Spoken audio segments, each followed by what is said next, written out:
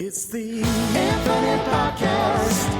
Go tell your friends. It's the Infinite Podcast. My God, it never ends. It's the Infinite Podcast with Rob and Clark the Kid.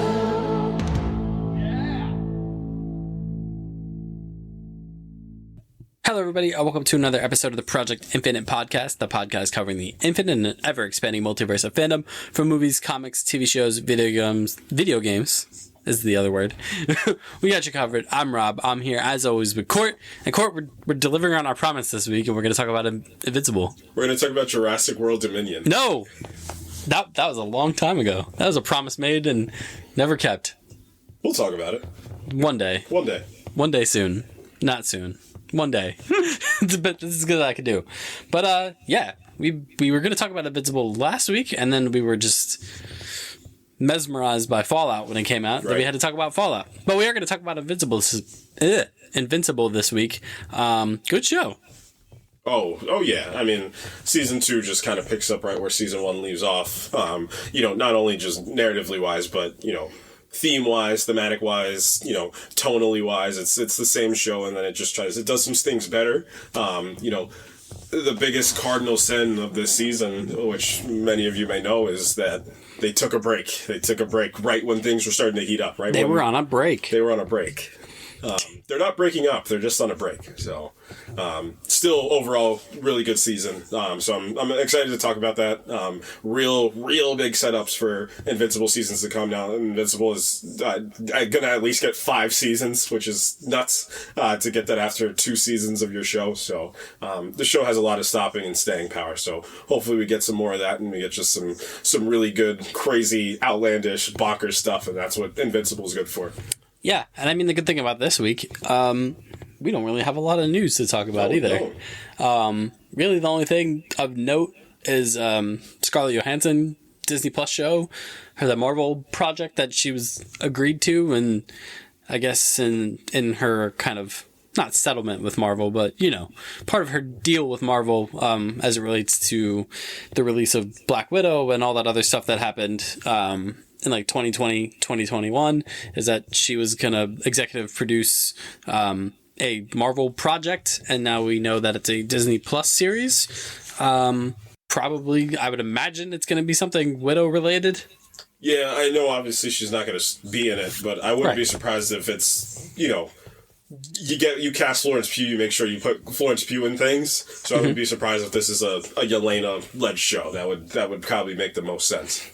Yeah, that makes total sense to me. And, unless, like I said, off camera, there's some character that she has a passion project for that we don't know about. That would really be the only thing that I could think of. But the Widow stuff makes sense. I would like it to be a little more mature. Yeah. And kind of lean into that. And kind of give us a kind of a, grittier kind of Widow thing, because they flirt with it in the Black Widow movie, in terms of the lore of that kind of sect of the MCU, and it is pretty grim. It is really grim, especially the opening. Yeah. So and I just given the constraints of the movie they made at the time, they couldn't really dive into that.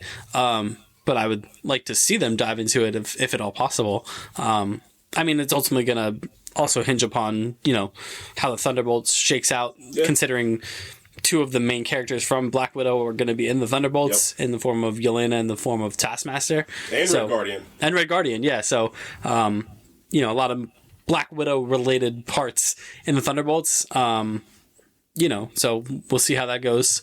And yeah, that's 100% what I would expect from Scarlett Johansson and Marvel. And that's pretty much the news, unless you have something else to touch upon. No, we can talk about. Unfortunately, we are going to talk about X-Men '97, though. We are going to talk about X-Men '97, yeah. We just can't help ourselves.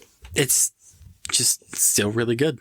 Listen, if the show missed, then we would take a week off, but we can't, because it's so dang good. The show is just phenomenal is an understatement to describe this show. It's just everything that you would ever want out of this genre, and then some on top of that too. This is just overall great, emotional, impactful, thought-provoking storytelling. It's just the simplicity of the fact. So what they're able to craft, what Bo DeMaio is writing, and what they're bringing to fruition is it's special. It's just so special. So episode 7 is upon us. Spoilers ahead. Spoiler. Warning. That was your warning. Because you've been rogued. Right? Rogue is on a rampage. So, we start this episode with Remy's funeral. Beautifully, ordained. I don't know if that's the right word, but by Kurt, Nightcrawler. Obviously the one of the religious figures of the X-Men. So, it just, this show balances emotion so well, and it uses emotion to it. It uses like the most subtle and simple of human emotion to its absolute advantage. So, what's the line that he gives about Remy? It hits. Oh, the gambler. Every gambler has a tell, and Remy's was his modesty. Because he talks about, Nightcrawler talks about. Oh. Bless you. Thank you. Yeah. We won't cut that out. Nightcrawler talks about how Gambit never, and it's kind of like a meta commentary on Gambit too, like not knowing how powerful he was, not knowing the range of his powers, and like his background is like a street tough in New Orleans, like life of petty crime and all this other stuff, and just kind of did a nice, as you would expect at a funeral, a nice little kind of just summary of Gambit's life. And, conspicuous by her absence at the funeral is Rogue. And then we smash cut to Rogue on an absolute rampage. Yeah, well, I mean, Wolverine says it. He said, people grieve in their own ways. It's not as simple as, because Jubilee breaks down and Jubilee's just like, I can't believe Rogue's not here. Like, this is her man, and she's not here. And Wolverine says, like, kid, like, people don't grieve all the same way. But then Nightcrawler kind of counters and is like, oh, that's not what this is. Like, that's not exactly what Rogue is going through. Like, she's a little more singular-minded right now. And then we cut to Rogue just at her wit's end, essentially. She attacks a government base led by none other than your Thaddeus Thunderbolt Ross from the nice little Thunderbolt Ross cameo there. Sounds exactly like William. Yeah, I had to rewind it a couple of times. I was like, that sounds just like William Hurt. Like that was great, mustache and all. Rogue is basically just looking for Bolivar Trask. Yeah, she wants retribution, and she wants it bad. And I mean, she's full. And we keep saying it each week. Like, one character gets the like, I'm him, her, them. Like, they get the I'm just like that. And Rogue gets it this week, where you get a full display of like how truthfully dangerous Rogue is. With her power combined with Captain Marvel's power. Yeah, which is how powerful she truthfully. I think that's if you're just tuning into the show and not understanding how Rogue can do the things she does in the animated series, in one of the seasons she absorbs the powers of Ms. Marvel. At the time, before Ms. Marvel was Kamala Khan, Ms. Marvel was kind of like an alternate ego of Captain Marvel, where she had the black getup with the lightning bolt across her chest, and Rogue absorbed her powers, and that's why she can fly and have super strength and super durability. So, in case there was any confusion about, like, I thought Rogue was just like the touchy girl from the X-Men movies. Yeah, but that's how she got Captain Marvel's powers. And as we were jokingly talking about, Secret Invasion off air, if you're just gonna have Captain Marvel's powers, it's pretty much all you need. Yeah, and you got the kill shot on Gravik in the end of sorry, spoilers for Secret Invasion, but you got the kill shot on Gravik with Captain Marvel's powers. So you basically were doing a lot of nothing that whole time. So Rogue took our advice, and she was like, I really don't need to use my touchy powers anymore, because I have Captain Marvel's powers. But she uses the touchy powers later. Yes. And you find out that, in this universe, the Hulk does exist in this universe, because, Ross says, hey, like, this facility was built to hold the Hulk, I'm not concerned. Then Rogue rips the ceiling off of the building, and I'm like, ooh, okay. Maybe she is more powerful than the Hulk. Sure it was, Ross. I mean, we jumped to a really good scene. And, this whole Genosha backdrop, as a surrogate for, 9/11, and more tragic events that have happened. It's just, it's using your world as putting your characters through the world in such a dynamic way. This does too, because, we get to see just how this isn't just like, it's not like I'm watching like, a random comic book movie and something happens and it's just the thing. Like, it's funny, at the end of this, we're probably going to talk about Infinity War and Endgame. Their anniversaries are just hitting the last 2 days. But, for something like this situation isn't just a big battle that happened. And no, this was a terrorist attack that happened. Like, this is a big thing that, like, nobody was ever ready for. We got a really good conversation with President Robert Kelly, not Senator Kelly, President Kelly and Scott. And Scott's basically just like, why aren't we still looking for survivors? And Kelly's just like, well, you got to be a little careful because, I can't do certain things because of the political implication. He's just like, why are we worried about politics at a time like this? There's people and they mirror this scene later on with Rogue and another character. Mm-hmm. We'll get there. But I mean, you're starting to see the gears turn in the more senior X-Men. Mm-hmm. Especially in this episode, Cyclops and Beast. Mm-hmm. Both of them are. I mean, Scott outright says it. Like, Jean goes, nobody could have seen this coming. It's nobody's fault. And Cyclops goes, Magneto did. Magneto warned us literally about this exact thing happening. And, none of us really listened. And then, Beast has that terse exchange with Tish later on where, he was like, because she uses the word tolerance. Mm-hmm. And Beast is like, Beast is more or less like, is that all we kind of earned from you? Yeah. Is tolerance? Like, that's, you're still viewing us as lesser. Like, mm-hmm. if that's the verbiage you're using. So he's like, excuse me if I'm being, rude here, but like, your tolerance really is worth nothing when mm-hmm. this is everything that your tolerance has wrought upon us. Right. So Rogue gets her answers. She goes to some Arctic facility. Boom, you looking for this?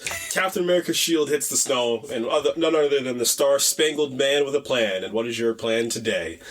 Captain America's there, Steve Rogers. Josh Keaton. Yep, Josh Keaton doing a phenomenal job. He was great. A very different Captain America than what you're used to out of Chris Evans, though. That's a very important thing to note. This Captain America is not like...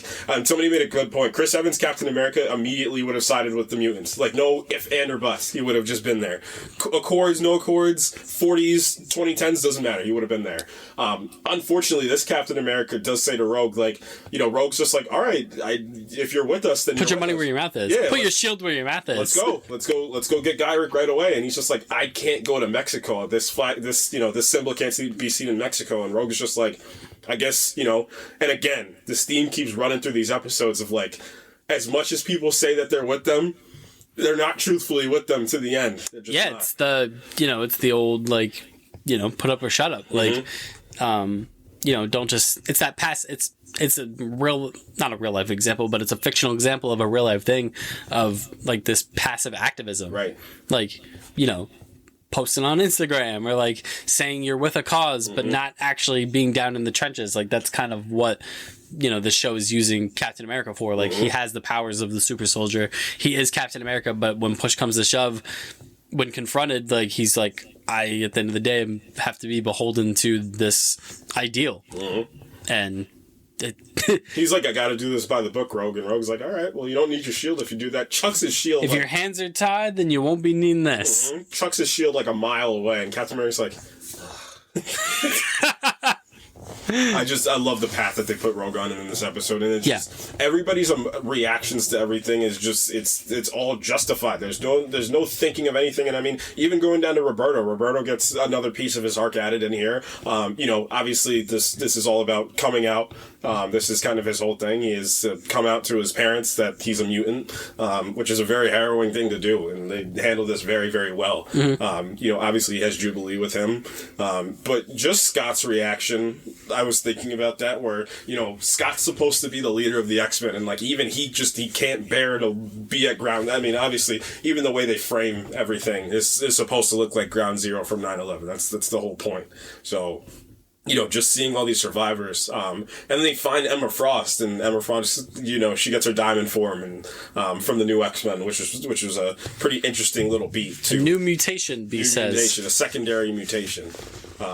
But it just, and Scott starts crying when she sees her out of the rubble too. It's just like, how many more? Like, how many more times is this going to have to happen? And I mean, it's twofold crying. One, for that, and B, because, Jean senses a telepath, and Scott immediately thinks it might be Madeline. Right. And it's not. Like, she's gone. And I love that scene, too, of Jean walking through, and she can sense, like, basically all the echoes of the victims. And, like, she's basically saying, like, all these lives, all these futures, all these pasts just evaporated. And and she says, like, they're trapped here. Like, they can't leave. They're almost, like, stuck by the tragedy. Like, they're binded here now. And, like, that puts even more weight on the situation. Like, when you realize, like, these people never got to rest. Right. So they go after Gyrick. Rogue goes after Gyrick, and Gyrick's just like, I'm not telling you anything. And Rogue's just like, I think you're going to tell me everything that I need to know. Your Benny Gesserit tricks won't work on me. Immediately works. Immediately worked. So Rogue had to have blacked out, ends up back in Louisiana, I believe, back in the bayou. Meanwhile, Roberto comes out to his mom, and what you think is going to be a nice scene, because, it's a very movie tropey thing where the parent is like, I always knew who you were. And you're like, oh, okay, that's nice. And then she's just like, however, we're going to hide this from the entire world. And you're like, that's not okay. That's not a good thing to do. And it's unfortunate. This is kind of the reality. And this show doesn't shy away from truth. X-Men comics have never shied away from truth. They just refuse to, and it makes them all the better. We cut back to Rogue. Like I said, she kind of washes up in Louisiana, probably blacked out from the rage. And maybe from Gyrick's, all of his memories flooding through, and, maybe her brain losing went her on, powers, yeah. Brain went on autopilot, and where did she end up? And then, Nightcrawler finds her, his half-sister, and he's just like, it's only natural, like, all these things that have happened, and then, like, that breakdown that Rogue has, I'm like, what are we come on. So good. Come on. What are we doing? We have to stop this. It's too good. It's too good. All the X-Men are there to kind of back Rogue up, and, like, this is the piece where everybody grieves in their own way. She needed to be there closer to him, not physically, but she needed to be there closer to him and, like, where he's from and what where he's represented from. Yeah. So yeah, and then we kind of get to the final act of this episode, and oh boy, these action sequences just never cease to amaze. First off, Gyrick is killed. Yeah, Gyrick's murdered. You're immediately murdered. Don't mess with Rogue. Rogue's on a warpath. There's a new villain on the scene. Afoot. Who we'll see at the end of the episode as well.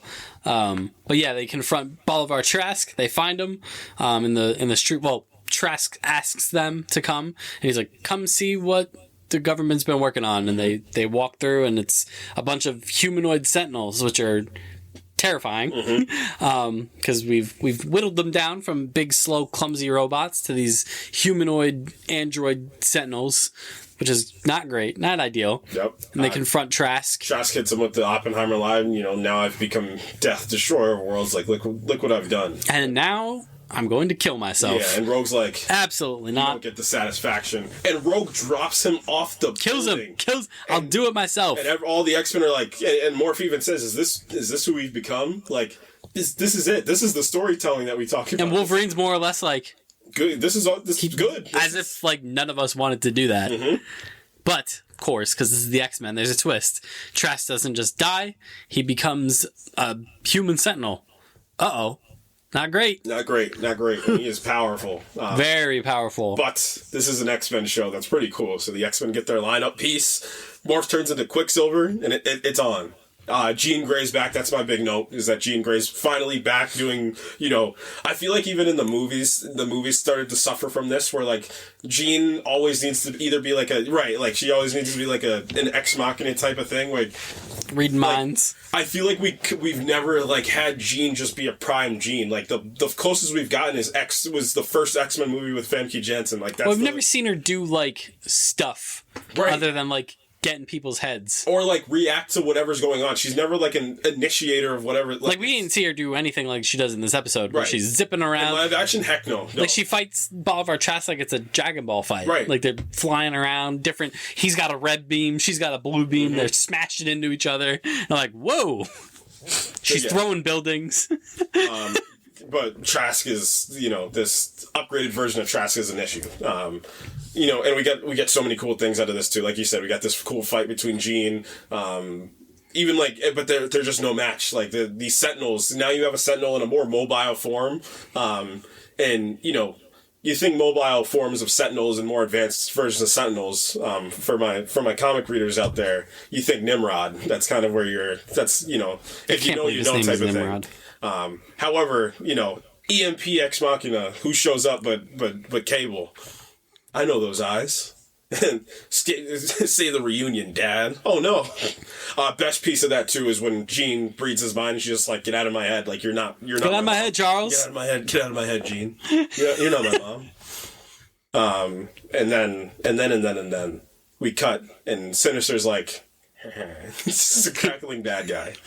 But he's got to report to somebody else. And who else would it be then? You're Bastion from the X-Men comics, aren't you? Yeah.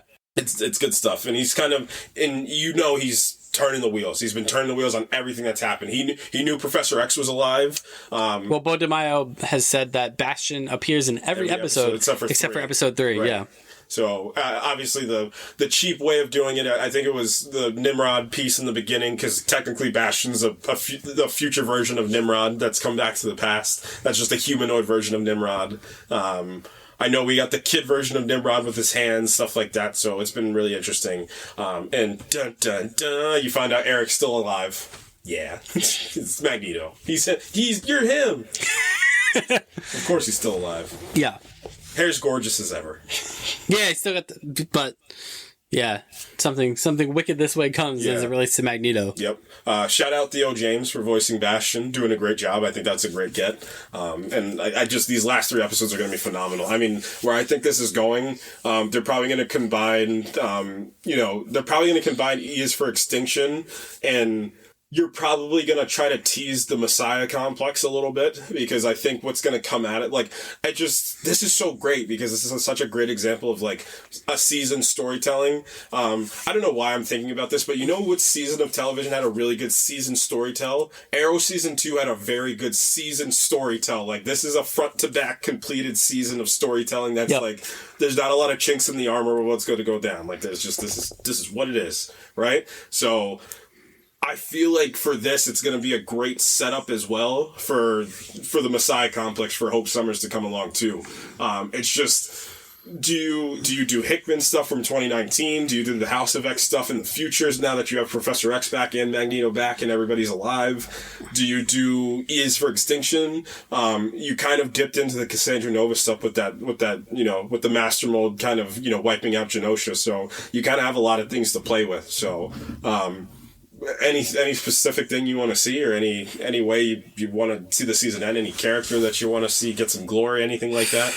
I mean, it's a 3-episode finale. I think they're doing too much, not too much in a bad way, but I mean, to your Hope Summers point, they're doing a lot with that family. Mm-hmm. That I feel like there has to be some kind of major payoff at the end of the season, and I think to your point, Hope Summers is probably that payoff. Mm-hmm. That's how it feels. That would make a lot of sense. I mean, do you...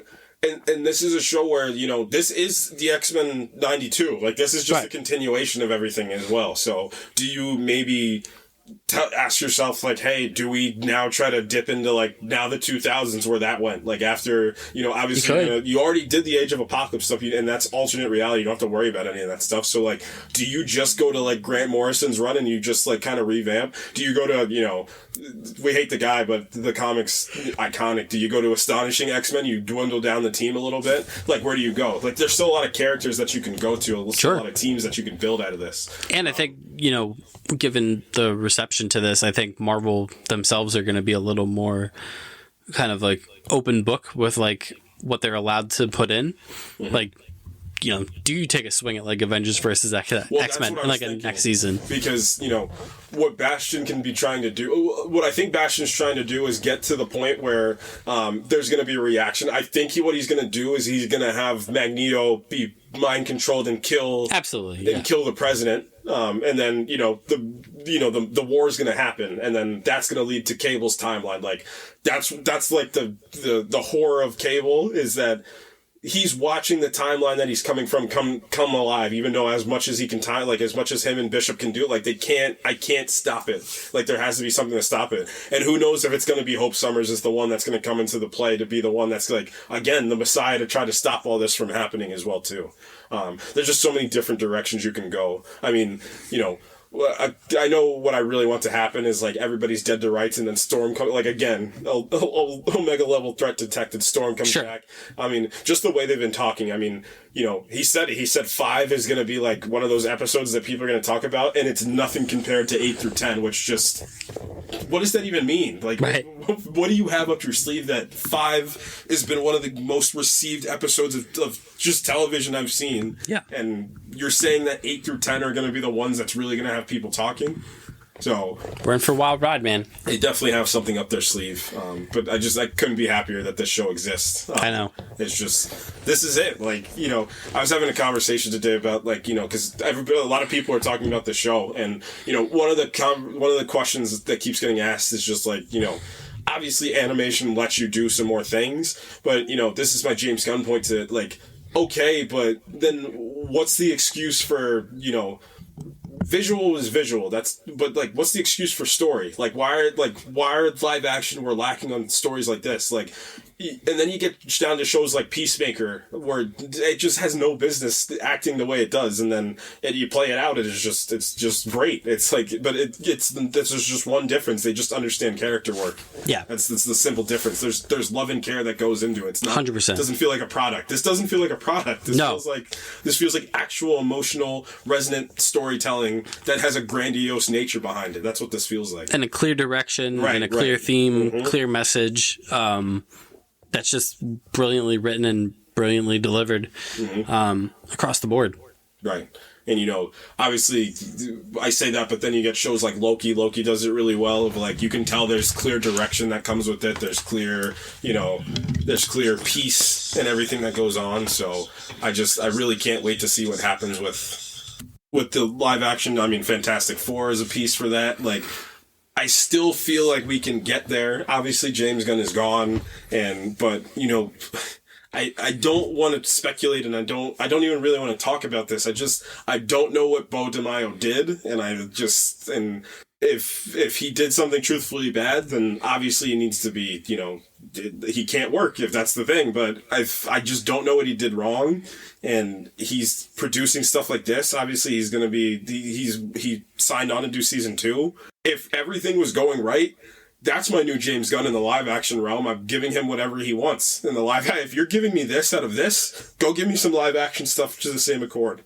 Go do whatever you want. You kind of are going to get the keys to the castle, essentially, and be my right-hand man if I'm Feige. So, we'll see. I don't know what he did. I just don't know, and I wish we knew so I can feel a way about it. But I know. I can't. Yeah. So at this point, without knowing anything, I don't want to jump the gun on anything. Right. But still, like, he's just understanding so many things. He even made me a shill of him by doing the Man of Steel reference in Life Death Part 2.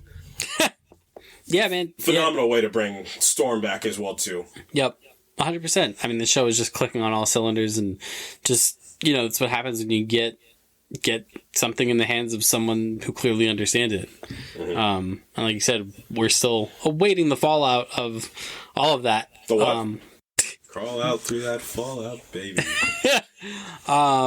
But we have breaking news. Yeah, Kraven the Hunter is now coming out on December 13th, 2024. Oh, no, a delay. Not a Sony delay. Yeah, Sony doesn't delay. Sony doesn't delay unless it's for a great reason. Yeah, like the election. So now it's moved back. That's a 4-month delay? 4 months, I believe. Because it was supposed to come out in August? Yep. Huh. Interesting. Wonder why that is. Yeah. I'm not sure why I got pushed back. Yeah. But I think it has something to do with Spider-Man. Come on, man. Come on. I was gonna say, is there any character that you would want to take that you just know you can give this to, and then you can tell me if you want live action, if you want animated, kind of how you want to do it. Any character team that you know better, you think you know better than anybody else. Like, you can really just hone that property, and you can turn it into something like super relevant, something that people need. Like a comic book character? Yeah, comic book character. Man, I don't... I'll do you one better. Do you think there's a video game property you can do that to? Absolutely. I know what it's going to be. You absolutely do. It's going to be Stray. Nope. That's not it. It's going to be Final Fantasy. Absolutely. Yeah. I would love to do something just with those characters in that world, in that universe. That would be... I would love that. Those characters, there's so much there and so much that, you know, I still think is left on the table that can be explored that you could do. I could do a thing about each individual character and probably make something compelling out of each of it because it's so rich. The lore is so rich. But I mean, that would be amazing. As far as like a comic book character goes, I would probably say, I'd like to take a crack at Spider-Man. Mm-hmm.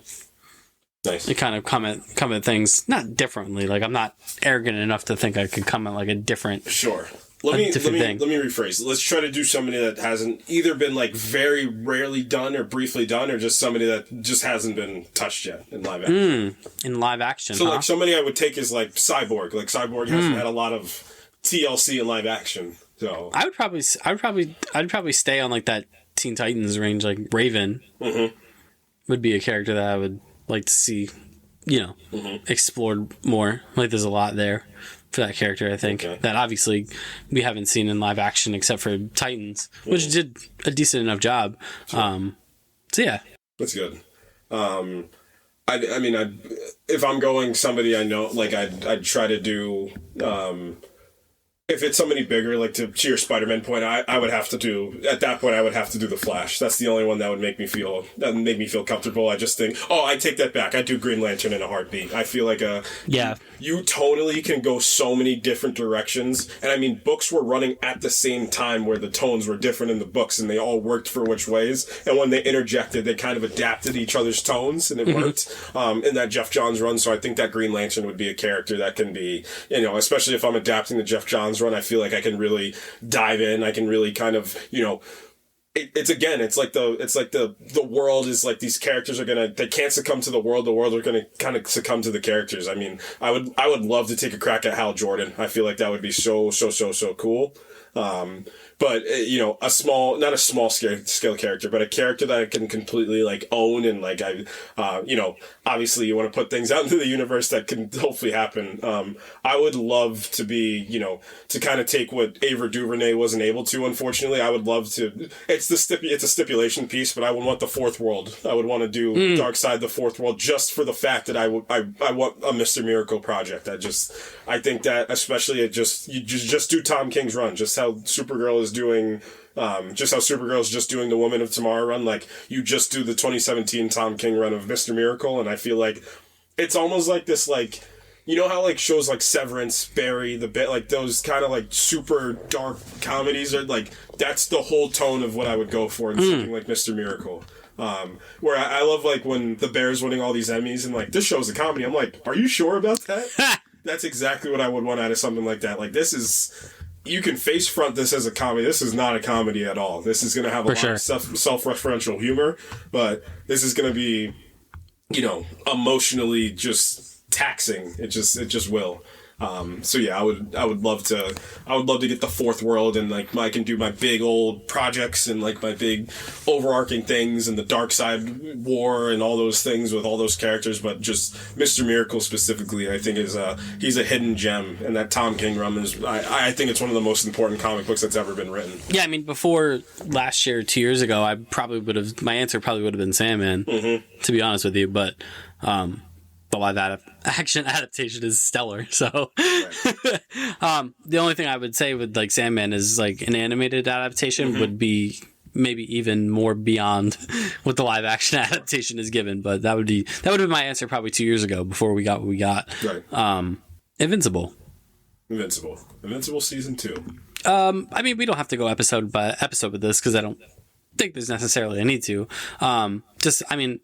A couple episodes that we will have to definitely highlight is definitely the premiere. Definitely episode 4. Yeah. Yep. And then definitely the finale. Probably 7 and 8, probably the last 2 episodes, because they kind of go hand in hand.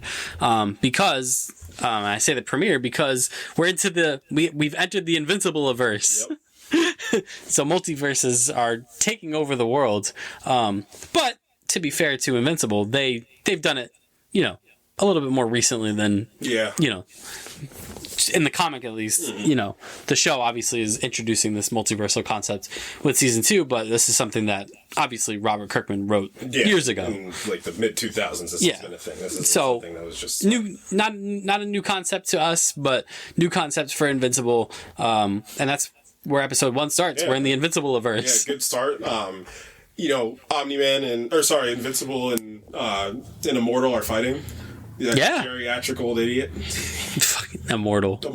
You suck, Immortal. What does he even do? You're just like an angry guy that flies. You're like an angry old version of Shazam that nobody cares about.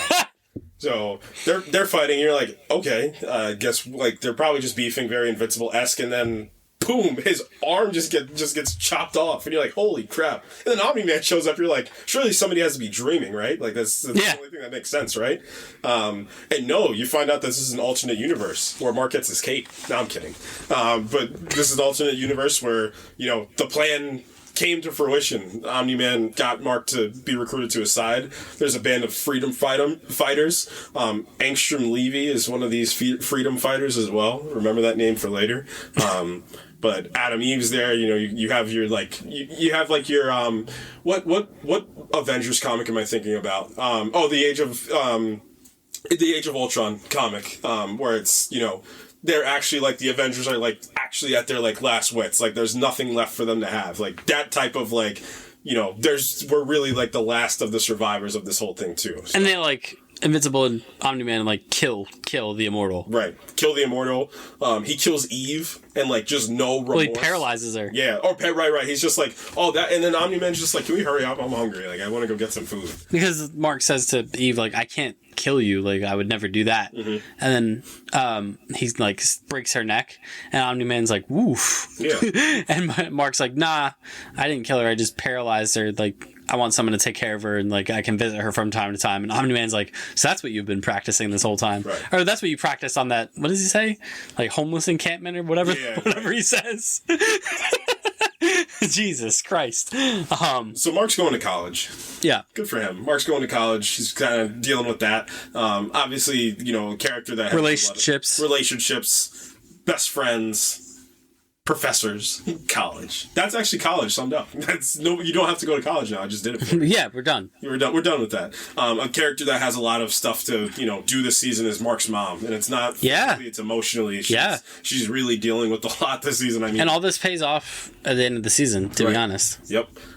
She's not a pet. She's a great mom. So what else do we get? I mean, Angstrom Levy. Yeah, that's a big piece. Voiced by Sterling K. Brown. Great job. Love Sterling K. Brown. Yeah, he watch American Fiction. He was great in that. Angstrom this version of Angstrom has the ability to travel the multiverse. Mm-hmm. And he uses that to escape this hellscape Earth that he's on. And we find out that it's a hellscape Earth and a lot of different Earths. Yeah. A lot of these Earths result in... Not a lot of these Earths. Almost every single Earth Mark joined Omni-Man. Except for this one. Except for this universe. Except for the main character universe. Yeah.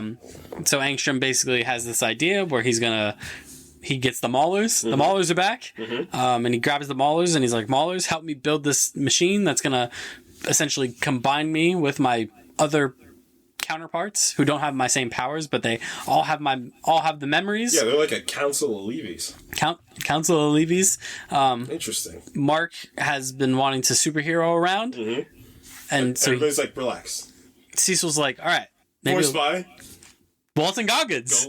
He's having a great couple months. He is. And he's like, all right, Invincible, you can superhero about. How about you stop whatever this is? Mm-hmm. Whatever's going on. The Maulers are active. The Maulers are building a thing. Yeah.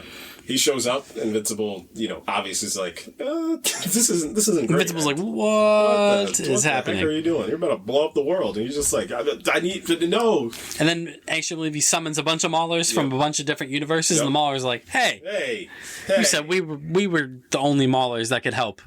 And Angstrom's like, idiots. I lied. They're the smartest, stupid people ever. No, I lied. The thing explodes. Yeah. Because Angstrom basically, it's a classic like misunderstanding thing between like the hero and the villain, where like the hero's like, you're working with the Maulers, this is an evil plan, and Angstrom's like, not really. I'm trying to stop evil use from another universe. I mean, he doesn't tell him that, obviously, and then it causes an explosion. Mark's like, I did it. Yeah, I did it. I saved the day. And he's like, do you see my head? Does this look like you saved the day? You killed every single person in that place, Mark. You killed all my brothers. And then, Angstrom wakes up and he's horrifically deformed. And he's like, Invincible! And then we don't see Angstrom Levy for quite a while. Yeah, I don't think for like, another 5 episodes or something like that? So Mark's going to college. This is great. He's working for Cecil. The Guardians of the Globe are back. Great. Should we have the candid conversation about the Guardians of the Globe? We need to start a dialogue. Pretty boy. Overrated. Look, Cecil... That's the B version of the Guardians of the Globe. For sure. A version were brutally murdered. But for Cecil to be like this kind of all-knowing guy who like, he's like Nick Fury, basically. Right. Like, this is the best group you could put together. Right. And you also didn't want to put Invincible in the group. Right. One thing I love about this whole universe and the world is when Invincible's just doing invincible things, like, this is like the whole thing of like they can deal with these absolute grandiose things, but then he's like going on missions. Like I don't know why I love that. Like I like the mission where he goes to Darkwing's city, whatever the city's called, and then he leaps in the city, and the city's just trapped in eternal darkness, and he goes out and he's just like, huh. And then Cecil's just like, are you gonna play around or are you gonna go stop Darkwing 2? Yeah, Mark. Darkwing 2's like essentially Darkwing 2's just Dick Grayson. Yeah. Augments himself with the latest attack, and Invincible's like, that tickled, but relax. Buddy. He's like, hang on. What's the line? He hits him, and Invincible's like, ow. He's like, I didn't say that hurt. I said I felt it. Relax. And then he traps him in the dark dimension. Invincible's like, get me out of here. Yeah. And Darkwing 2 is like, this is the worst nightmarish place. And so Invincible just grabs him and keeps him there. And Darkwing's like, hey, you can't do that. It's cheating. And Invincible's like, I'll keep you here. Yeah. Just get me out. Right. And he does. But, Mark, we see this through line throughout that, like, there's lines that, like, Mark won't cross still. Yeah, yep. When, like, Cecil's like, bring him in. And Mark's like, Yeah, he's like still trying to like be like a hero. Like I can't be mad. Yeah, and he still really hates Omni-Man. I mean, and I mean that's a big thing for Mark is like his disdain for his father never went away. But it's a two-way street, and obviously you're gonna learn once Omni-Man comes back. Obviously, Omni-Man comes back. Like I said, it is a two-way street because Mark still also has feelings for his father. Like he still also feels that's his father that raised him still. No matter the horrific things that he did, and like they really play on it this season as well too. It's Midnight City. That's hilarious. That's the city. And also, like, we get this interesting little character arc with Eve, too, which obviously we were going to get because they gave her, like, an in-between-quel last year. They gave us, like, the in-between-quel, like, that kind of, like, introduced her and really showed what she can do. So she kind of has this, like, it's kind of, like, on that Superman path of, like, how come I can't just solve all the world's problems with my powers? And she has that confrontation with her parents, like regarding that exact thing. And she's like, look, I just saved Chicago by building a park. And her dad's like, actually, you didn't. You actually made it way, way worse. So she's like, oh no. So, they're planting the seeds for not planting the seeds. They literally blossom the seeds at the end of the season with the even Mark stuff. Right, to get the kid. The kid.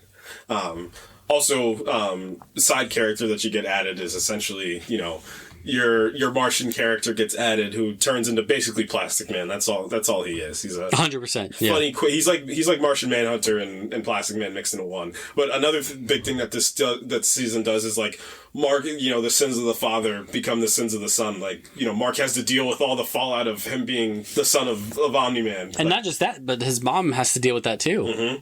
Like, down to the little, like, Mark has to go, whatever the aquatic character was that was on the original Guardians of the globe. Like, he has to go fight a giant monster just because his dad killed him, killed the king of the seas. And he's like, Yeah. this is a drag, man. this sucks.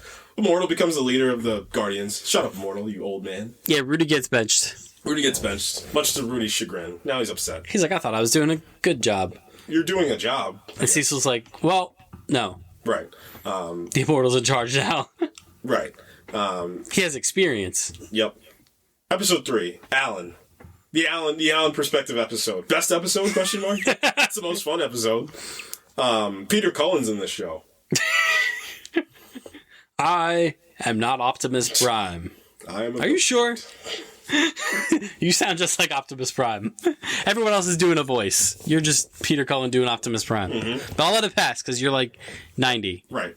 The Viltrumites are a real issue, right? Yeah. So basically, Alan's just a guy. Alan's just a good guy. One of the Viltrumites comes and said, yeah, we're going to try to end the Viltrumites before they start murdering every single race. Because I think the whole thing is that the Viltrumites are close. Like, they have almost every planet that they need. Yeah, except Earth. Earth is like that's the big boy. That's like the 7th Dragon Ball. We need Earth. we need Earth bad. And the Viltrumites now know that A, Invincible went AWOL, and B, Omni-Man left. Right. He left his post. Right. Unacceptable. You don't do that. I don't care how great your mustache is. Yeah. I don't care that you're J.K. Simmons. You can't do that. You can't leave. Right. One piece I love, again, the fallout of everything, too. And, that support group that his mom joins, that's a really interesting concept, too, because basically why everybody's in the support group is... Superheroes Anonymous? Yeah, because your husband murdered everybody's loved ones that's actually in the support group. I thought that was a really, really nice... And she's like, ooh. Well, you sure it was my husband? Could have been Darkwing's wife. Who knows? It wasn't Darkwing's wife.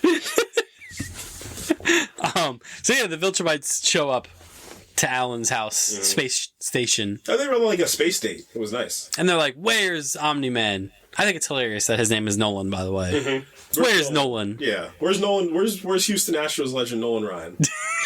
Where's Nolan Grayson? He left his post, and Alan's like, why would I tell you, Viltrumites? And the Viltrumites like, what if we just... Yeah, the Viltrumites like, look at this right fist that's about to cross What if we just savagely beat you within an inch of your life? And Alan was like, not great. Not great. I don't like this. Not a great plan. That wouldn't be good. But they do. They pop his eyeball out. Mm-hmm. They rearrange his insides.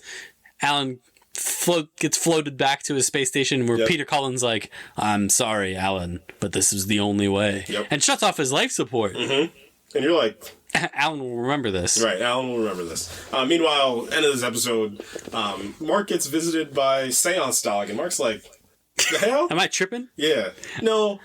It was just a beetle-looking bug creature that was disguised as Seance Dog to blend in. The Thraxes. The Thraxins. And Mark tells Cecil, I gotta go on a side quest. I gotta go to space. Yeah, and Cecil's just like, you can't go to space. And Mark's like, you guys have the Guardians of the Globe. And Cecil's like, yeah, but they kind of suck. So Mark goes, that's not my problem. I'm not a part of this. I'm not on the Guardians of the Globe. Yep. I'm on loan. And then, wouldn't you know it, guess who's still alive but Omni-Man? And then episode 4 pops off, and it has one of like the saddest openings ever with Omni-Man. But it's like, Omni-Man also murdered heaps of people. So yeah, he doesn't get to be regretful or remorseful or sad. Think, Mark. Remember that? Remember that bit? Yeah, we have to murder everyone. Remember that bit when you beat your son to within an inch of his life? We don't feel bad for you, Omni-Man. Why not? Because we don't. Okay. He no longer has a mustache. He has a beard and a mustache. Yeah, and long hair. And long hair. It's not a great look. He looks like Andrew Lincoln. Coral. Yeah. So yeah, he left. Is Omni-Man a simp? Is that like his issue? That's kinda. He left Earth. He falls in love easy. I'll tell you that much. Real easy. Real easy. That man falls in love. This man left Earth after murdering millions of people and was just like, actually, I love bugs. Unfortunately, these bugs live for one presidential calendar. He lands on Thraxa and they're like, catastrophe. And Omni-Man's like, I'll handle this. Why? Who knows? Yeah, who knows? He doesn't even know. No, he doesn't. And so he gets back and Omni-Man's like, I've done it. I've changed. Right. Look at my suit. Ain't it nice? Yeah. I got a little chest plate. Yeah, look at this gold pin. Ain't that something, Mark? Look. And Mark's just like, you remember when you murdered all those people on Earth? Omni-Man's like, Yeah. Yeah. We're not here to talk about the past. Anyway, here's your brother. One A, I'm married Right. to this bug woman. Mm-hmm. And she's going to die in 4 weeks. Yeah. B, I got another son. Yeah. Surprise. Right. Woo! And Mark's like, what is happening? So much information's just in me, Dad. And look, Omni-Man's like, listen, you didn't think I'd just summon you here, right? To be a big brother? No. The Viltrumites are coming. Yeah. That's why I called you. Yeah, he said, and he looked at Mark, he says, you got a suit? And Mark says, yeah, then suit up. You better sack up, Mark. Yeah. Because it's about to get rough. Mark said, I traveled light years to get here. And Omni-Man's like, all right, if we train right now, we hit the hay, you'll be ready by the time the Viltrumites are here. And then, boom! The Viltrumites show up, and he's like, uh-oh. Whoop! Time to put your dukes up, Mark. Let's go. We get... the big Mark's... Excuse me. Yep. Mark's big, his big character arc this season is... getting his ass kicked. But, why aren't you letting your hands go? Let your hands go. Let them go. and no one tests that more than these 3 Viltrumites that show up. Yep. Because they're like, huh. One looks like Steve Harvey. One has knife hair. Right.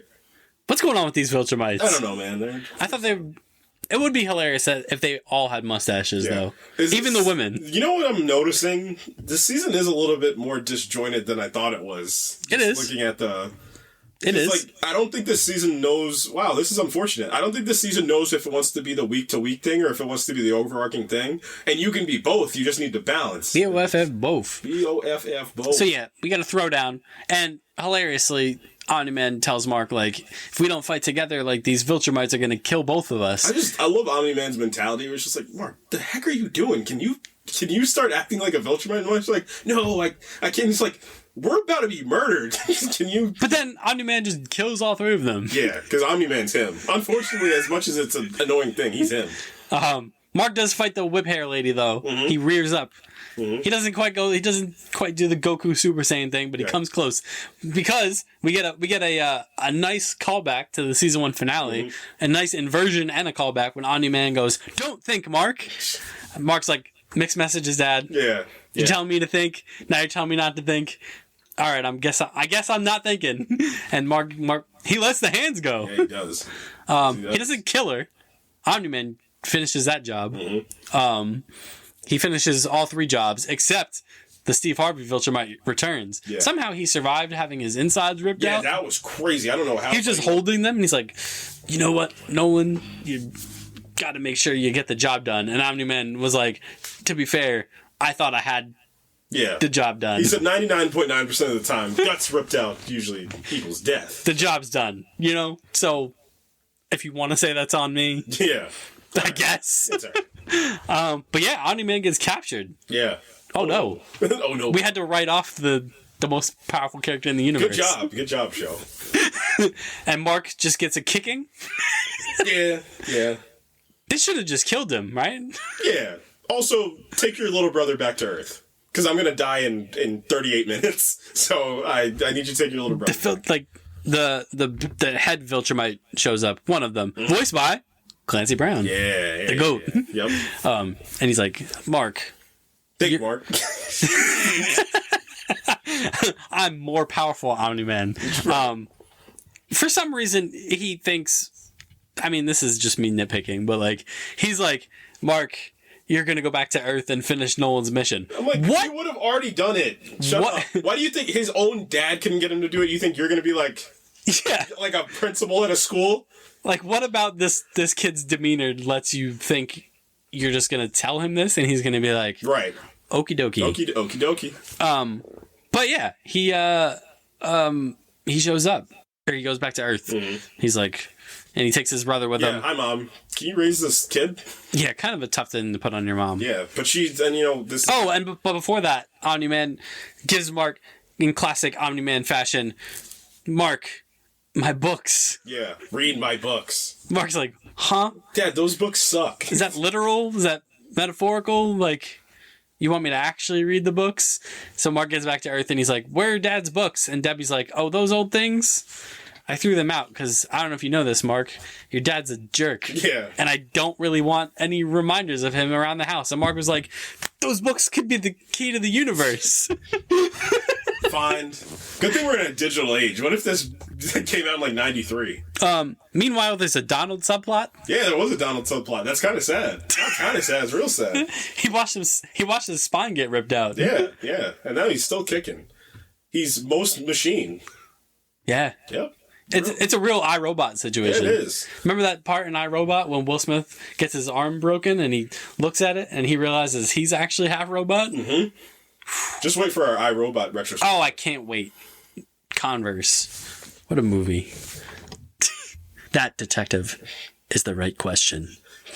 Who played the main robot? Was it Alan Tudyk? No. Yeah. Oh, it was Alan Tudyk. Yep. Yeah. He was cooking. Yeah. And then Donald confronts Cecil. He's like, am I man or machine? And Cecil's like, does it matter? Does it matter? You're alive. Yeah, you're still cooking, Cole. Donald's like, is this what you call living? And Cecil's like, stop getting philosophical on me, Donald, and get me a coffee. Yeah, can you go run a mission or something, man? You're pissing me off. Donald's having PTSD from being a... It is a real Coulson Fury sitch here. It is. That's exactly the thing is. So yeah, Mark apparently spent 2 months on Thraxa. Yeah. Rebuilding. Yeah, and somehow he didn't get kicked out of college? And somehow the Viltrumites weren't like... Yeah. Where you been? You think the Viltrumites would have shown back up and been like, yeah. Earth? Yeah. They're like, looking... Do we need to beat your ass again? Yeah, they're like, where's Mark? He's still on the ship. Why didn't you guys fly him over here yourselves? Meanwhile, the Martians are coming. Yeah, the Martians are coming. This is crazy. Well, specifically the Sequids are coming. Mm-hmm. Not the Sequids. Yeah, you're the Sequids from Invincible comics. This bit doesn't work as well when it's one. It's like one storyline. It's still funny, but it's just not the same. The team's training the new Guardians of the Globe, and they suck. They're terrible. Who we got? Bulletproof. But that one like little piece where Bulletproof's explaining the whole team is always that kills me. Because I had to watch this season twice. That killed me each time. Bulletproof's like, you got Immortal who hasn't connected to somebody in 5 million years. You got Duplicate, and every time she dies, she's emotionally scarred. You got who else? You got Ray, Shrinking Ray. Right, you got Shrinking Ray. You have Monster Girl, who's gonna be a toddler by the time that this mission's over. Rex, who's in love with the toddler that's gonna be a toddler by the time this is over. And Rudy, who's just crazy. So we get the Guardians. Man. Luckily, fortunately for Cecil, Adam, Eve, and Invincible are both like, we'd like to be on the Guardians of the Globe, mercifully, because if you didn't have those two, woof. It's like they show like a full splash panel, and it's just like it's the Guardians of the Globe plus Adam, Eve, and Invincible, and then you take away the Guardians of the Globe, and then it's like this is the Guardians of the Globe at 99% power. They're still the same team. So yeah, the Martians are coming. The Martians are coming. The Sequids are coming, and Shapesmith is there, and he's like, oh no! The Martians. What a tragedy. Yeah. And they're like... But I'm not a Martian. No, like... You're a Martian, aren't you? I love that bit when Bulletproof comes... Or not... Is it Bulletproof that walks in? Or the other guy? It's the other guy, right? The other guy walks in and he's like, Shapesmith is a... And they're like, a Martian. Yeah, we know. Yeah, come on. Cecil's like, you think I would have put him on the Guardians of the Globe if I didn't know he was a Martian? Yeah. And they're like, you guys didn't say anything, huh? All right. But they go up. All the good ones go up. So Immortal... What do you mean by that? Immortal, who goes up there? Immortal, Invincible, Adam, Eve, Rudy, Bulletproof goes up. Basically everyone except for Rex, Ray, and Duplicate, who get left behind. Right. No child left behind. Remember that for later. They go up to Mars, or the spaceship, because... So this Martian, shapeshifter, or Shapesmith... swapped bodies. He did a real Martian Manhunter. He swapped bodies with an American astronaut, left the American astronaut to rot, essentially, and this American astronaut had since got taken over by the Sequids. Great. Because the Martians' skin is impenetrable, which makes them completely invulnerable to the Sequids. Yep. But not this guy. Not this astronaut. So they all get up there, and it's a big fight, and they get overwhelmed because the Shapesmith is like, there's 1 million scrolls. 1 million Sequids. 1 million Sequids on this spaceship. It's a real hassle. But not as much of a hassle as the Guardians of the Globe go through. No, there's no hassle. What are you talking about? They're fighting the Lizard League. The Lizard League shows They're up. so mid. The Lizard League sucks. But the Lizard League's been recruiting. Yeah. They got Aaron Donald on the team. Him is on the team now. They fight the Guardians of the Globe. It's a massacre. It is a massacre because they're not expecting any of that. The Guardians of the Globe are like, all right. They should still be able to handle it. I just don't know why that one guy was such an issue for them. I thought that was kind of crazy. Yeah, that guy... Shaquille O'Neal. He packs up everyone. Yeah, basically. He kills Duplicate. Mm-hmm. The actual Duplicate. All of her. Because he gets the one, and then one finally gets to split off into two, but before two gets away, grabs her, and he smashes the two of them together like two dolls. And just, their organs just interlock and just hits the ground, and then that was the first one in the episode, like, uh-oh. Ooh. I was like, uh-oh. Oof. This can't be good. Shrinking Ray gets mad. She jumps into his mouth, and he's like, huh. She doesn't stay small forever, and then he, like, flexes and murders her and eats her. Yeah. Delicious. This isn't good. This is not good. Rexplode gets his arm ripped off. He gets his arm bitten off by this tank of a human. I don't know what this guy... He eventually kills him, though. Yeah, well, when he has one of his charges in his mouth, and then his head explodes. And then Rex is like, oh, God. His head explodes. And then he's looking at his hand, he's like, oh, my arm's gone. That's particularly not great. And then the Lizard King shows up. Yeah, the Lizard King shows up, and he's just like... What up? He's like, I'm going to have to shoot you in the head, right? And Rexplode's like, if you're going to do it, just do it. And you think comic book superhero things gonna... No. He just gets a bullet in the head, which is, what a way to end the episode. And then I remember, episode 6 comes out, and then I saw, because I didn't watch it right away, everybody on Twitter's just like, I didn't know Rexplode was him. And I was like, what are you... Wait, you missed the post-credit scene of episode 5, where Alan got yoked. Oh, yeah, Alan's been hitting the gym. Because Thaddeus walks in, he's like, I'm Optimus Prime. No. I'm Peter Cullen. There you go. And he goes, I was a Viltrumite once. Mm-hmm. And Alan's like, ooh. And then Thaddeus is like, by the way, I turned your life support off just to see what would happen. Right. Adapter die, and Alan. And boy, did you adapt. And Alan's like, I'm him now. And Thaddeus is like, you could fight 3 Viltrumites. With that physique, and Alan's like, yeah, right. Yeah. And then he does. And then Thaddeus is like, go find Invincible, because he's gonna help us. And Alan's like, okay. Alright, I'm gonna go find my best pal, Invincible. So yeah, episode 6, we find out Rexplode is indeed him. Yeah. Gets shot in the head, gets up, uses his bludgeoned hand, and obliterates Lizard King's skull. Just, man... Oh, buddy, there's blood leaking out of his head. And then he goes to the hospital. We find out Ray is still alive. Yep. She survived that somehow? I don't know how. The Guardians also escape. Well, the Guardians are on their last legs. Rudy's Beast from the X-Men. Shut up, nerd. He does some science. Yeah, shut up, nerd. Do something cool. Shut up, nerd. Everybody's sad. It was a very, very tough thing that happens. Should Invincible's mom just babysit the kid permanently? No. But she does. But she does eventually acquiesce to Cecil. Cecil's like, we have a secret nanny that can take care of special children. Taking care of superhero kids for years. And she's like, all right, fine. Rick comes back. Yeah. Why? Who knows? Somehow Rick returned. Mm-hmm. Rick is traumatized, though. Rick has PTSD. Well, Rick's now the government guy. The government.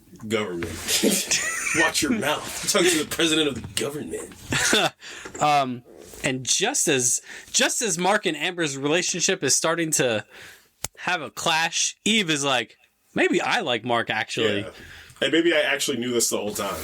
It's a classic love triangle situation. The love triangle from Jean Grey, Wolverine, and Cyclops. Yeah.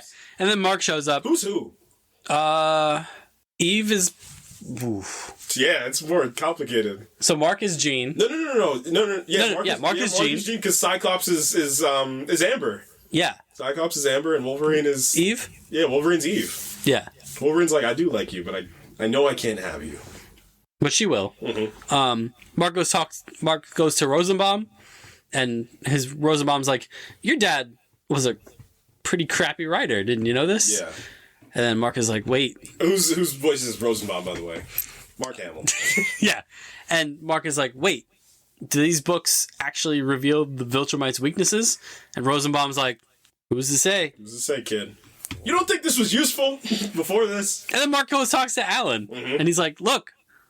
Hey, you're yoked, bro. I'm like, whoa. But look, the Viltrumites are weak. They have a weakness. what's the weakness? My gym routine. That's their weakness. These gains. These gains, bro. Yeah. So how about that? The tables are turning. Yep. In the war. War never changes. War never changes. And then this poor astronaut, he's like, I'm home. I'm home free. And then he gets possessed again by a Sequid. Dang it. A secret Sequid. Secret Sequid that was in the fridge. Damn it. Gotta be watching where them Sequids at, man. And then Omni-Man's back. Yeah, Omni-Man's back. But he's like not... He's still him. I mean, I can't even... No, he's still him. He's getting interrogated by Clancy Brown. Right. And he's like, why did you not destroy Earth? And Omni-Man was like, Yeah. I got sad. Yeah. I beat up my son and it made me sad. Yeah, I had these things called emotions. Weird, right? And then just in case you forgot about Angstrom Levy, he returns to his native Earth and he's not happy. No, his head's crazy. His head looks His head's crazy. His head looks like a peanut. It's a bad deal. Bad deal for Buddy. Then we get to episode 7 and 8, essentially. We go, what happens in episode 7? Well, 7 is... Immortal gets benched. Immortal gets benched. Well, Immortal benches himself. Immortal's like, can I have some time off? I'm sad about my young girlfriend being murdered. Everyone's young to the Immortal, it's fine. Yeah, but still, it's like the whole, like, it's like in, like, X-Men Apocalypse, where, like, Jean and Wolverine looked at each other. I'm like, this is wrong. I don't like this. This is wrong. This is very wrong. Yeah, the Immortal cashed in his 5,000 years of PTO. Yeah. He literally had 10,000 years of paid time off that he had banked PTO that rolls over year to year. So guess what, Rudy? You're back in. Yes. And Rudy's like, cool. Remember when I got shot? That was traumatizing. But Rudy's like, well, I feel the need to be him, so I'm going to go on a mission by myself. Like this squid monster? Hey, Invincible, can you come pick me up? I'm scared. Cecil's like, can you go get Rudy? Can you go get him? He's acting like an idiot. Yeah. And he's like, I need this. This is actually a good moment. He's like, I need this. Like, I just please let me have this. And then he has a Spider-Man arm. He has a cannon arm. That's cool. Yeah. That's cool. But guess what? Another Viltrumite shows up. Yep. Anissa. Oh, that's like basically to like Invincible comic fans. That's like saying like the words from Winter Soldier. And if Omni-Man is him, Anissa is indefinitely her. Yeah. Obviously, Anissa's character that's one of those, for those who knows, I mean, obviously next season it's going to come with some trigger warnings of, some very, very dark and very, real world implications that come with her character. So I don't think they're going to shy away from any of those things. Nothing about the show leads me to believe that they would. Right. So yeah, Anissa shows up, and Anissa's like, "I'm only gonna do this twice." So number one, can you stop? Can you just take over Earth, please? Can you just take over Earth, please? And Mark's like, "No." She's like, "Well, now I'm gonna savagely beat you." Yeah, and she does. Yeah, beats the living. Well, no, she saves. Well, after she beats him, she's just like, "I'm gonna be a hero for a little bit." Look how easy this is. This is what the Viltrumite role would look like on Earth. Look. It's great. It's great. Stop resisting. Yeah, stop. It's all right. And then the Viltrumites come across Alan, and they're like, he's yoked? Yeah. When that brother get yoked? And Alan's like, oh no, the Viltrumites, I surrender. Yeah. So he basically just fakes losing. He could have beaten them. Yeah, because he's so much stronger than them at this point. But they capture him. Right. And then Mark breaks up with Amber. Sad. You know what else is sad? Kidnapping. Yeah, kidnapping. So Angstrom Levy kidnaps Mark's mom and his new baby brother. Yep. And he's like, I'm ending this, Invincible. And then episode 8. Yeah. Just tomfoolery unfolds. You're the multiverse hopping that we thought we were going to get in Doctor Strange too. Boy, there's some multiverse hopping. Mark is like, let go of my parent. parent. Yeah, singular. look at my parent and my half brother that's purple. And Angstrom Levy's like, portal. See, that would be funnier if Doctor Strange yelled portal every time he did portal. Oh, man. So he just starts shooting Mark. I love his supervillain suit is just an actual suit. It's pretty good. He doesn't have like a power suit or anything like that. Nope. It's just a big head Yeah, he and a just went suit. to Brooks Brothers and said, just One suit, please. Yeah, give me one of your suits, please. See that guy's head? Yeah, so he sends Mark through He sends him to several dimensions. Where are we going? So we go to a universe where Zachary Quinto gets to play as dinosaur. I'm kidding. We get sent to a universe where there's talking dinosaurs. Tom Cruise is Iron Man. Tom Cruise is no. But we do get to an Earth with a very Spider-Man looking character, fighting an octopus looking character. Yeah, all because voiced by Josh Keaton, Which is great. Good stuff. I love how when he gets there, he just beats up. He tries to beat up Superman or Spider-Man first. He's like, "You have red eyes, man." He said, "You were beating up that old man." He's like, "That old man's a supervillain. Trust me, buddy." Yeah. So, I mean, this people were speculating on this for ad nauseum, and ultimately Sony put their foot down and said, "No, you can't have Spider-Man. Sorry." So they did their best. They did what they could, and they got Spider-Man adjacent. We did get the universe. We did get the dinosaur universe, like you said. We get the Walking Dead universe. the one that it might be the Walking Dead universe, or it's as close to the Walking Dead universe as Amazon could get. We got the Mad Max universe, which is where we end up. We finish in the Mad Max universe. Right. The Batman universe, that was funny. So your parents were killed, and now you dress up as a giant bat. We get all the universes where Invincible is evil. Mark's like, "Oh no!" Well, that's where Invincible starts to play on Levy. He's just like, "But I'm not though. Like I'm not evil though. Like that's not me. Like you're talking about worlds that are not this one. So why does this matter? Why does this matter? Why are you doing this? Why you do this?" And Levy's like, "Yeah, you don't know this, but I've been in the gym. I have a big head now. I have a big head, and I've been." Hey, big head. Mark said. Man. And starts beating the living daylights out of Mark. And again, that whole thing that I was talking about. He's punching him through different dimensions. It's actually really cool. Portal. You've been portaled. You've been portaled. Mark's down to his last wits, and Mark just flips. Well, then Levy makes the classic villain mistake. Yep. He hurt. I don't care. He hurt my mom. Yeah, Angstrom hurts Debbie. Breaks her arm. Yep. Beats her, and Mark is like, "That's it." He lets the hands go. He finally lets the hands go, and is just bludgeoning Levy's head, and it's gruesome. They end up in this desolate, lifeless world. And Mark's saying, as he's symbolism, like, huh? Yeah, he said, "I'll never let anybody, I'll never let this happen again. Like I won't." And murders Angstrom Levy, yeah. Just pummels him to death. And then the famous quote from this last episode that everybody was talking about. "I thought you were stronger." Oh no, you're turning into your dad. Is that now the philosophical question is Mark asking that to Angstrom or is he asking it to himself? These questions. These questions. And this isn't even halfway through the episode. I know, you would think that would be the I mean, it is the climax, but it's not the end of the episode because Alan and Omni-Man hang out. What's up, bro? What's I poppin'? haven't seen you in a while. What's poppin', Slime? How's everybody? How's everything? How's everything? Yeah. They have a moment. They clasp hands, they flex their biceps. Rocky 3 style. Omni-Man looks up. This guy looks yoked. Is he him now? Is he actually him? What's going on with that? Are we both him? And yeah, they kind of come to a. What I like at first is that Alan's like, "All right, let's figure this out," and Omni-Man's like, "No, I'm good. I think I'll just take the execution." At this point. depressed. I'm depressed. I'm good. He misses his wife And his other wife. she's deceased at this point. Yeah, and my kids. So I'm just gonna take, and I did abandon my post.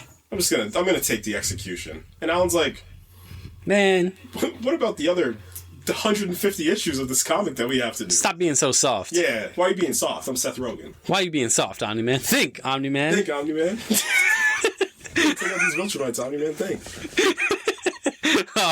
So Mark is caked in blood, stranded in this desolate dimension. And he starts going crazy. He's just like, wow, there's nobody else in this universe, and I'm gonna die here.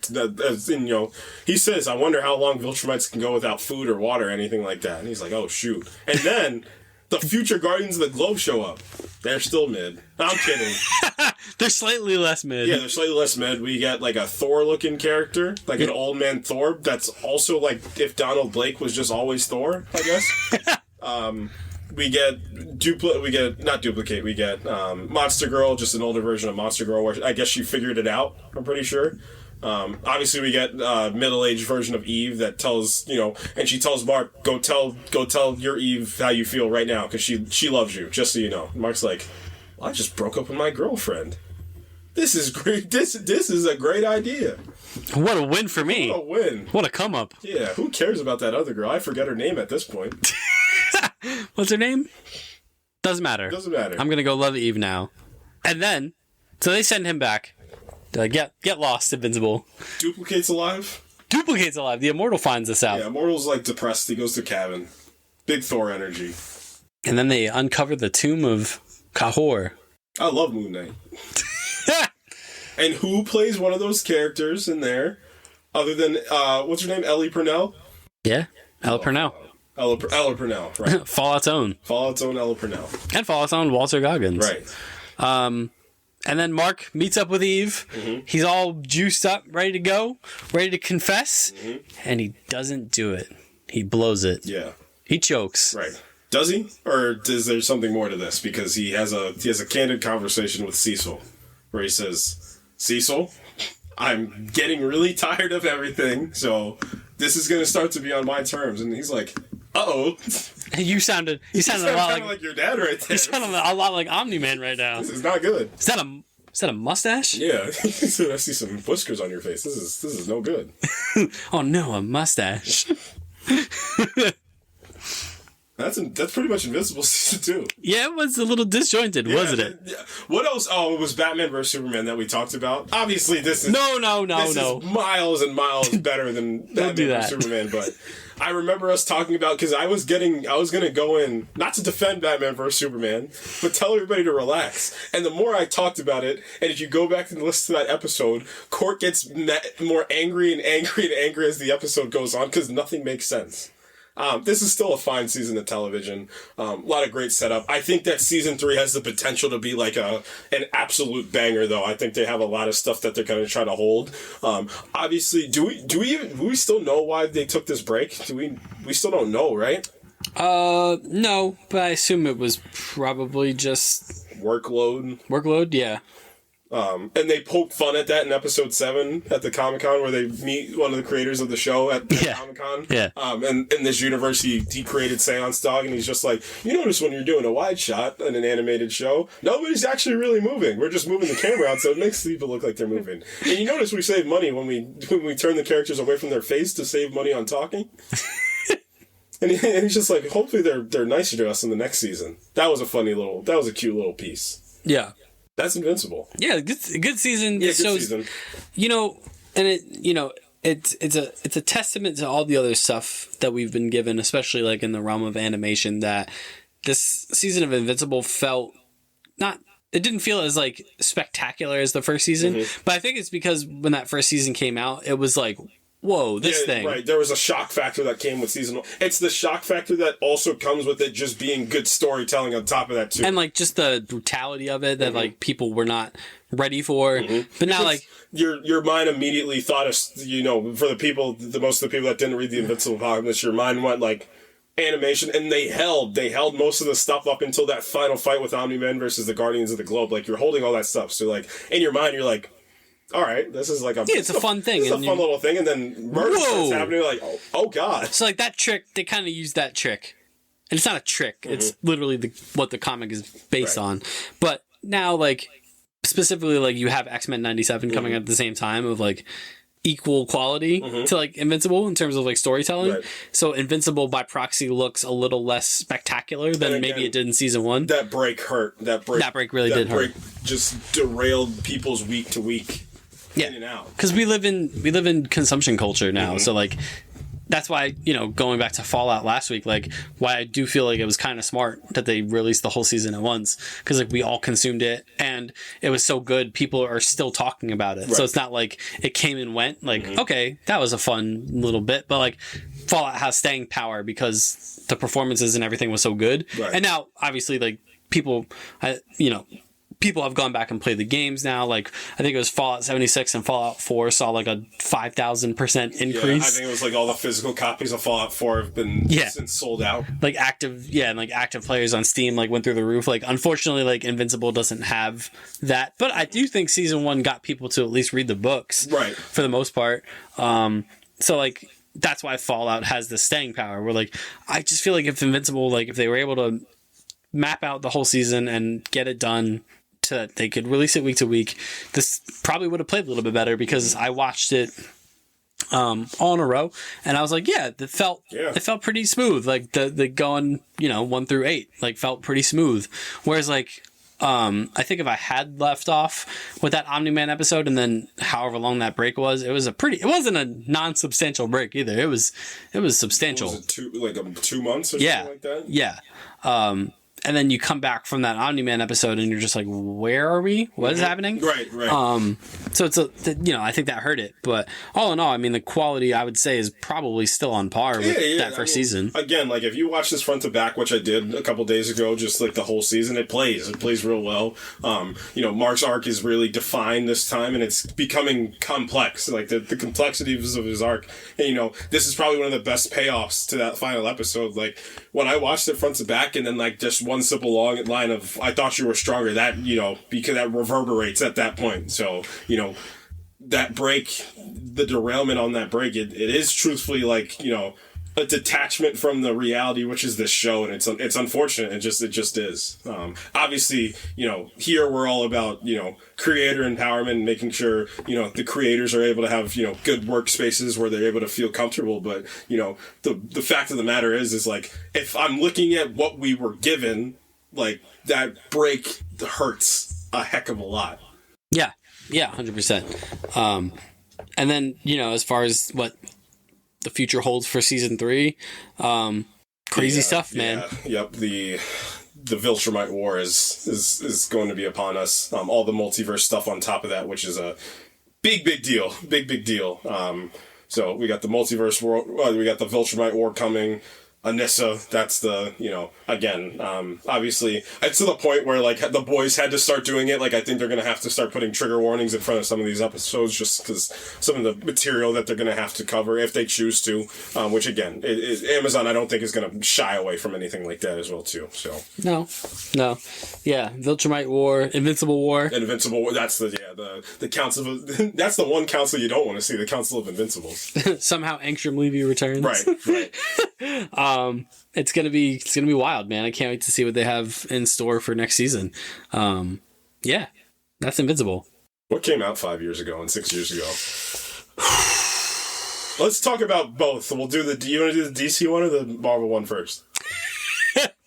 I mean, we can talk about the DC one if you want. So what was 2 days ago? What was the date? What was the full date? That would be April 24th, 2024. No! The Flash disappeared in Crisis. Yeah. God. That one actually physically hurt me. That one actually hurt. Yeah. I remember being in my mid-teens early teens, not early teens, but like mid-teens when that came out. And I'm not in my early teens anymore. And that one hurt because I remember the first episode, right? Where Wells opens up the time vault and he looks at the newspaper article and it said 2024 and I'm like, surely 2024 is 1,000 years away, right? And then I was looking at the date at my big boy job and then you're like, oh, it's April 24th, 2024. Time waits for no one.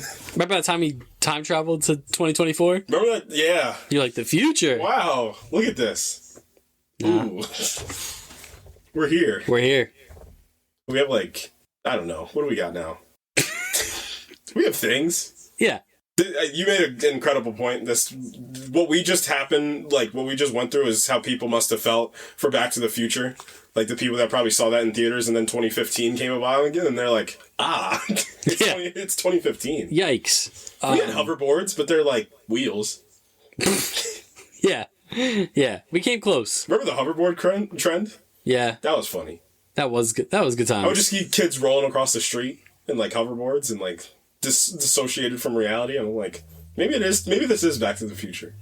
Let's talk about the Avengers. Yeah. Yep. 5 years ago, we got Avengers Endgame. Mm-hmm.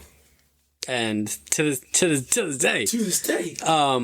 Any movie ever is still chasing that theater experience. Yeah, I don't think anything will come close to that. I know Secret Wars is going to be probably off the rails crazy, but we were talking about this today.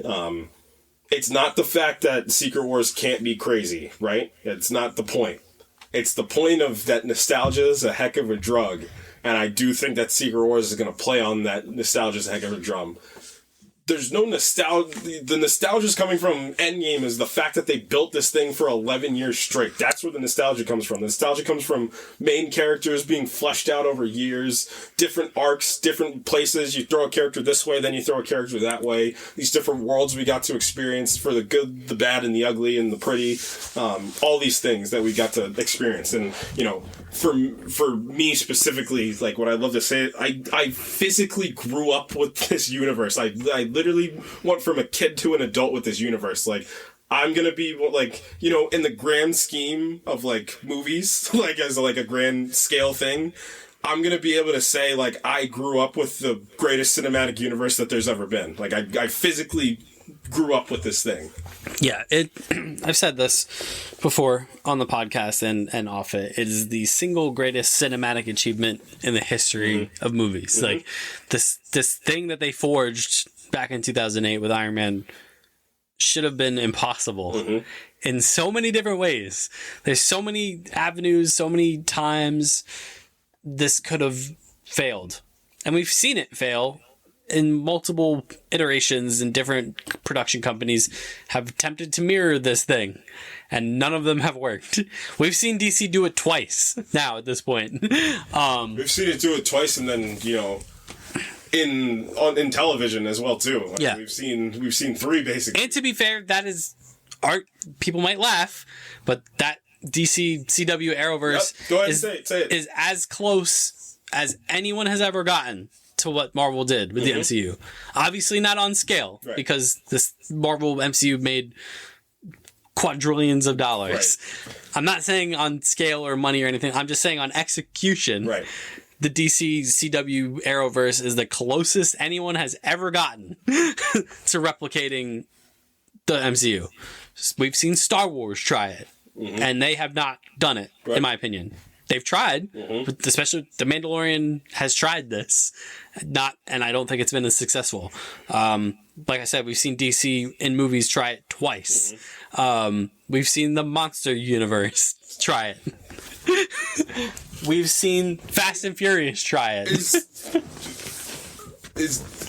Godzilla the closest the MonsterVerse? As far as like big scale, probably big scale that or Fast and Furious. Transformers is up there too. Transformers also has a lot of interconnectivity. Like, in terms of quality, yeah, nothing's touching the MCU.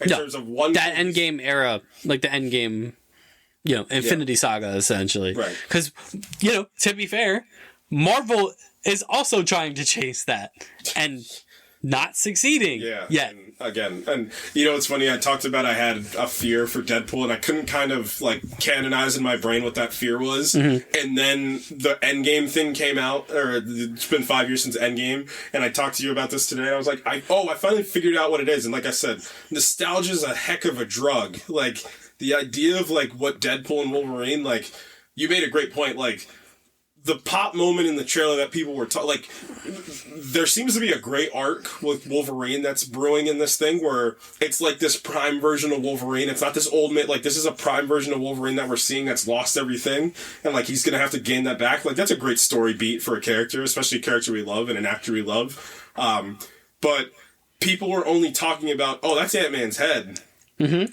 That's that thing that we knew. Those are all the characters from the movie that we saw before. Portal.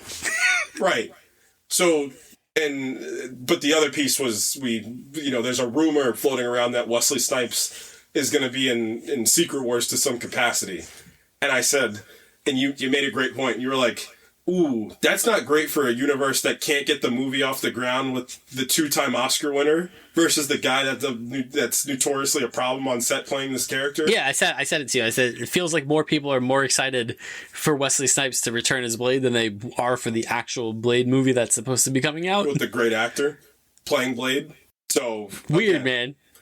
Whereas like Endgame, like all that stuff. It's organic. Is organic, and it wasn't. There was nothing nostalgia baity about it. No, this was the thing. This is, the things in Endgame that were nostalgic were the things that were already in Marvel movies. You know what I mean? Right. Does that make sense? Like, one of the biggest nostalgia pops, it's not even a nostalgia pop, but one of the biggest payoffs is obviously Captain America wielding Thor's hammer, which is a seed that was planted in Age of Ultron. And that's not a seed of like convenience, or it's not a seed of the world. It's a seed of character building. That's what that's a seed of. Like, that's a seed of like, he couldn't do it because he didn't tell Tony about his mom, but they finally got, they finally had their reconciliation in this movie. Yeah, so like all their payoffs and all their callbacks in Endgame, why they work so well is because it's payoffs and callbacks that they themselves built, whereas now it's like, we're bringing Tobey Maguire back, like all these things that we Marvel Studios didn't build, we are now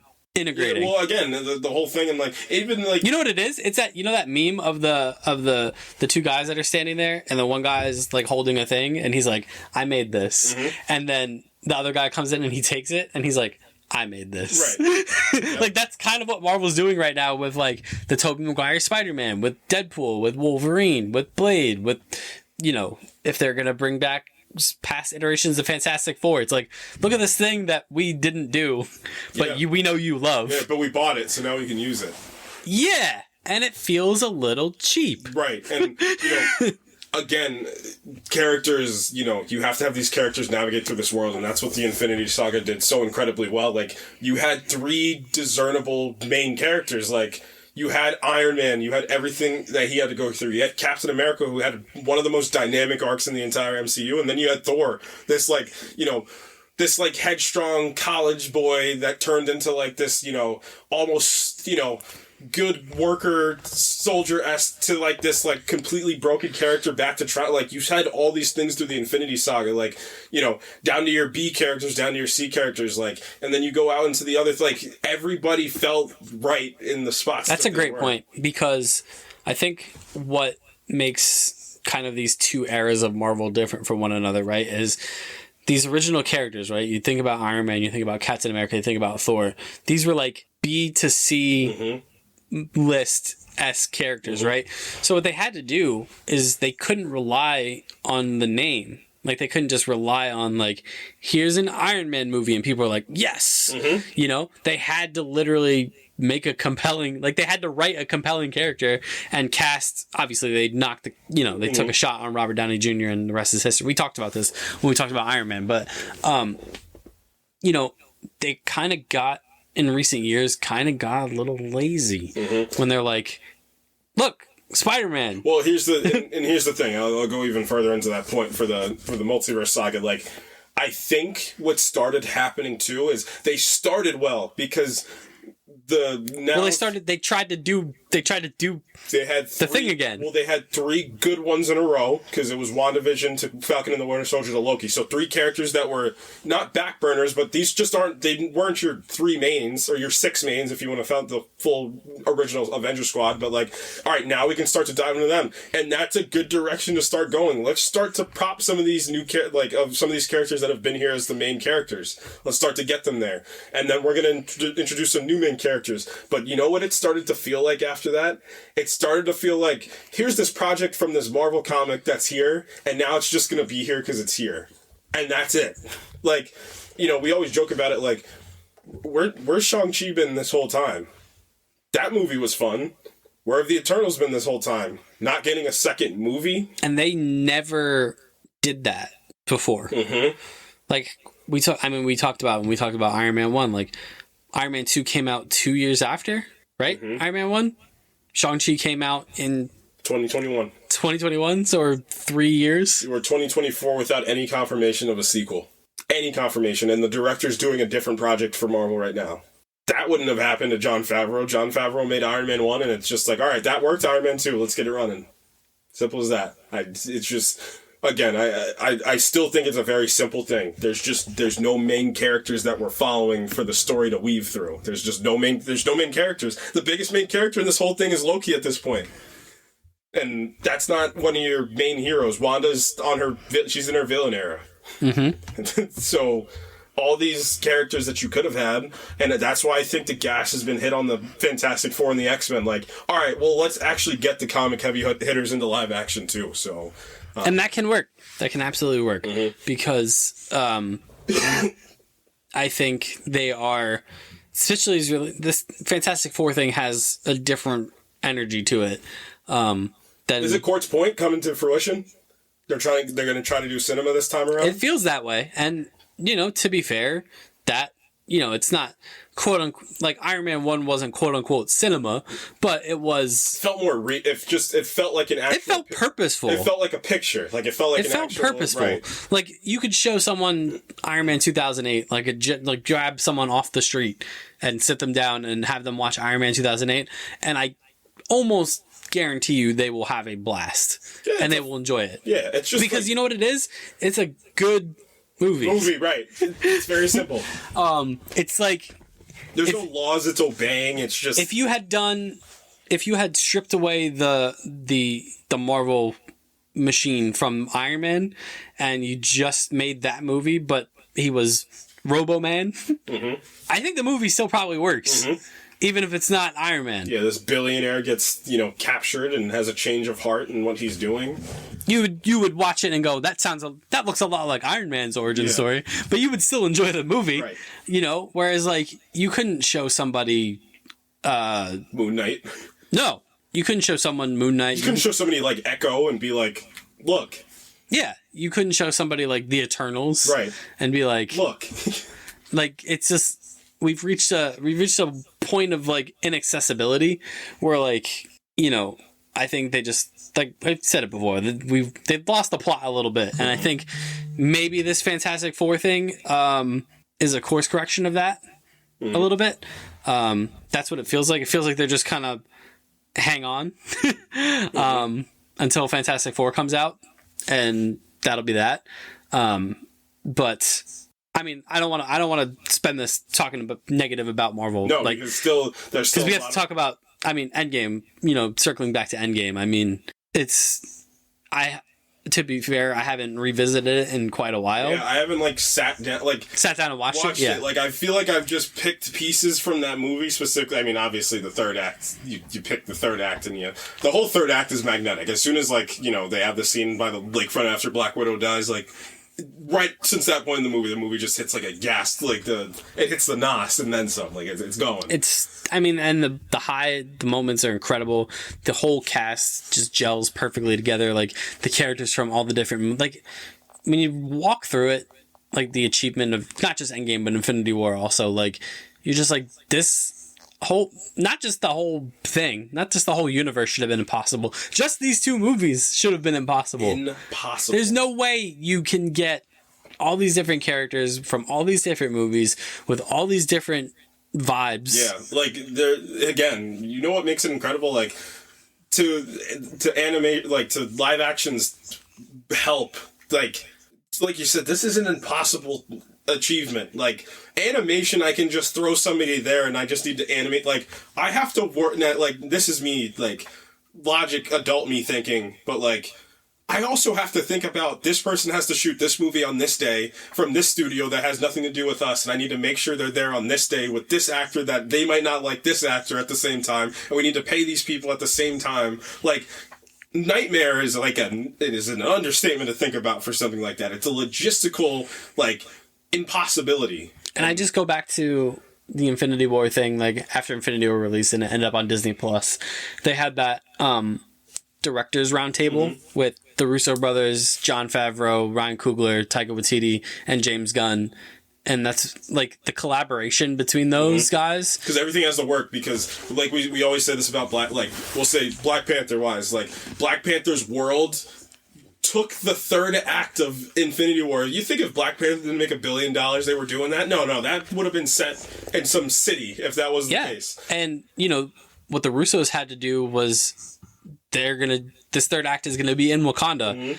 We have to create the vibe that Ryan Coogler created with Black Panther. How do we do that? Right. Well, we get Ryan Coogler in here, right, so he can kind of he's not directing, but he's informing us on how Wakanda should look and feel, how T'Challa should act and feel, how Okoye should act and feel, how M'Baku should act and feel, how Shuri should act and feel.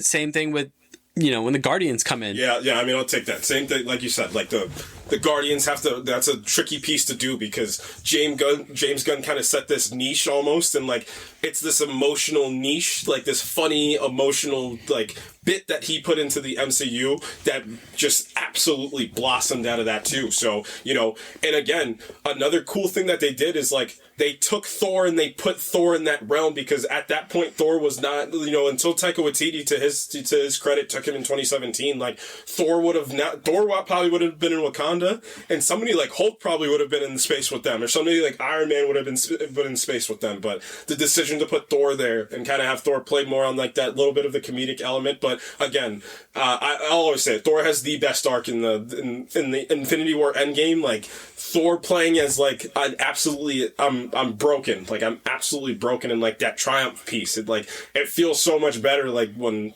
everything happens, like getting into your pieces in Endgame, like. And, if Infinity War is this, like, Infinity War is just a heck of a film.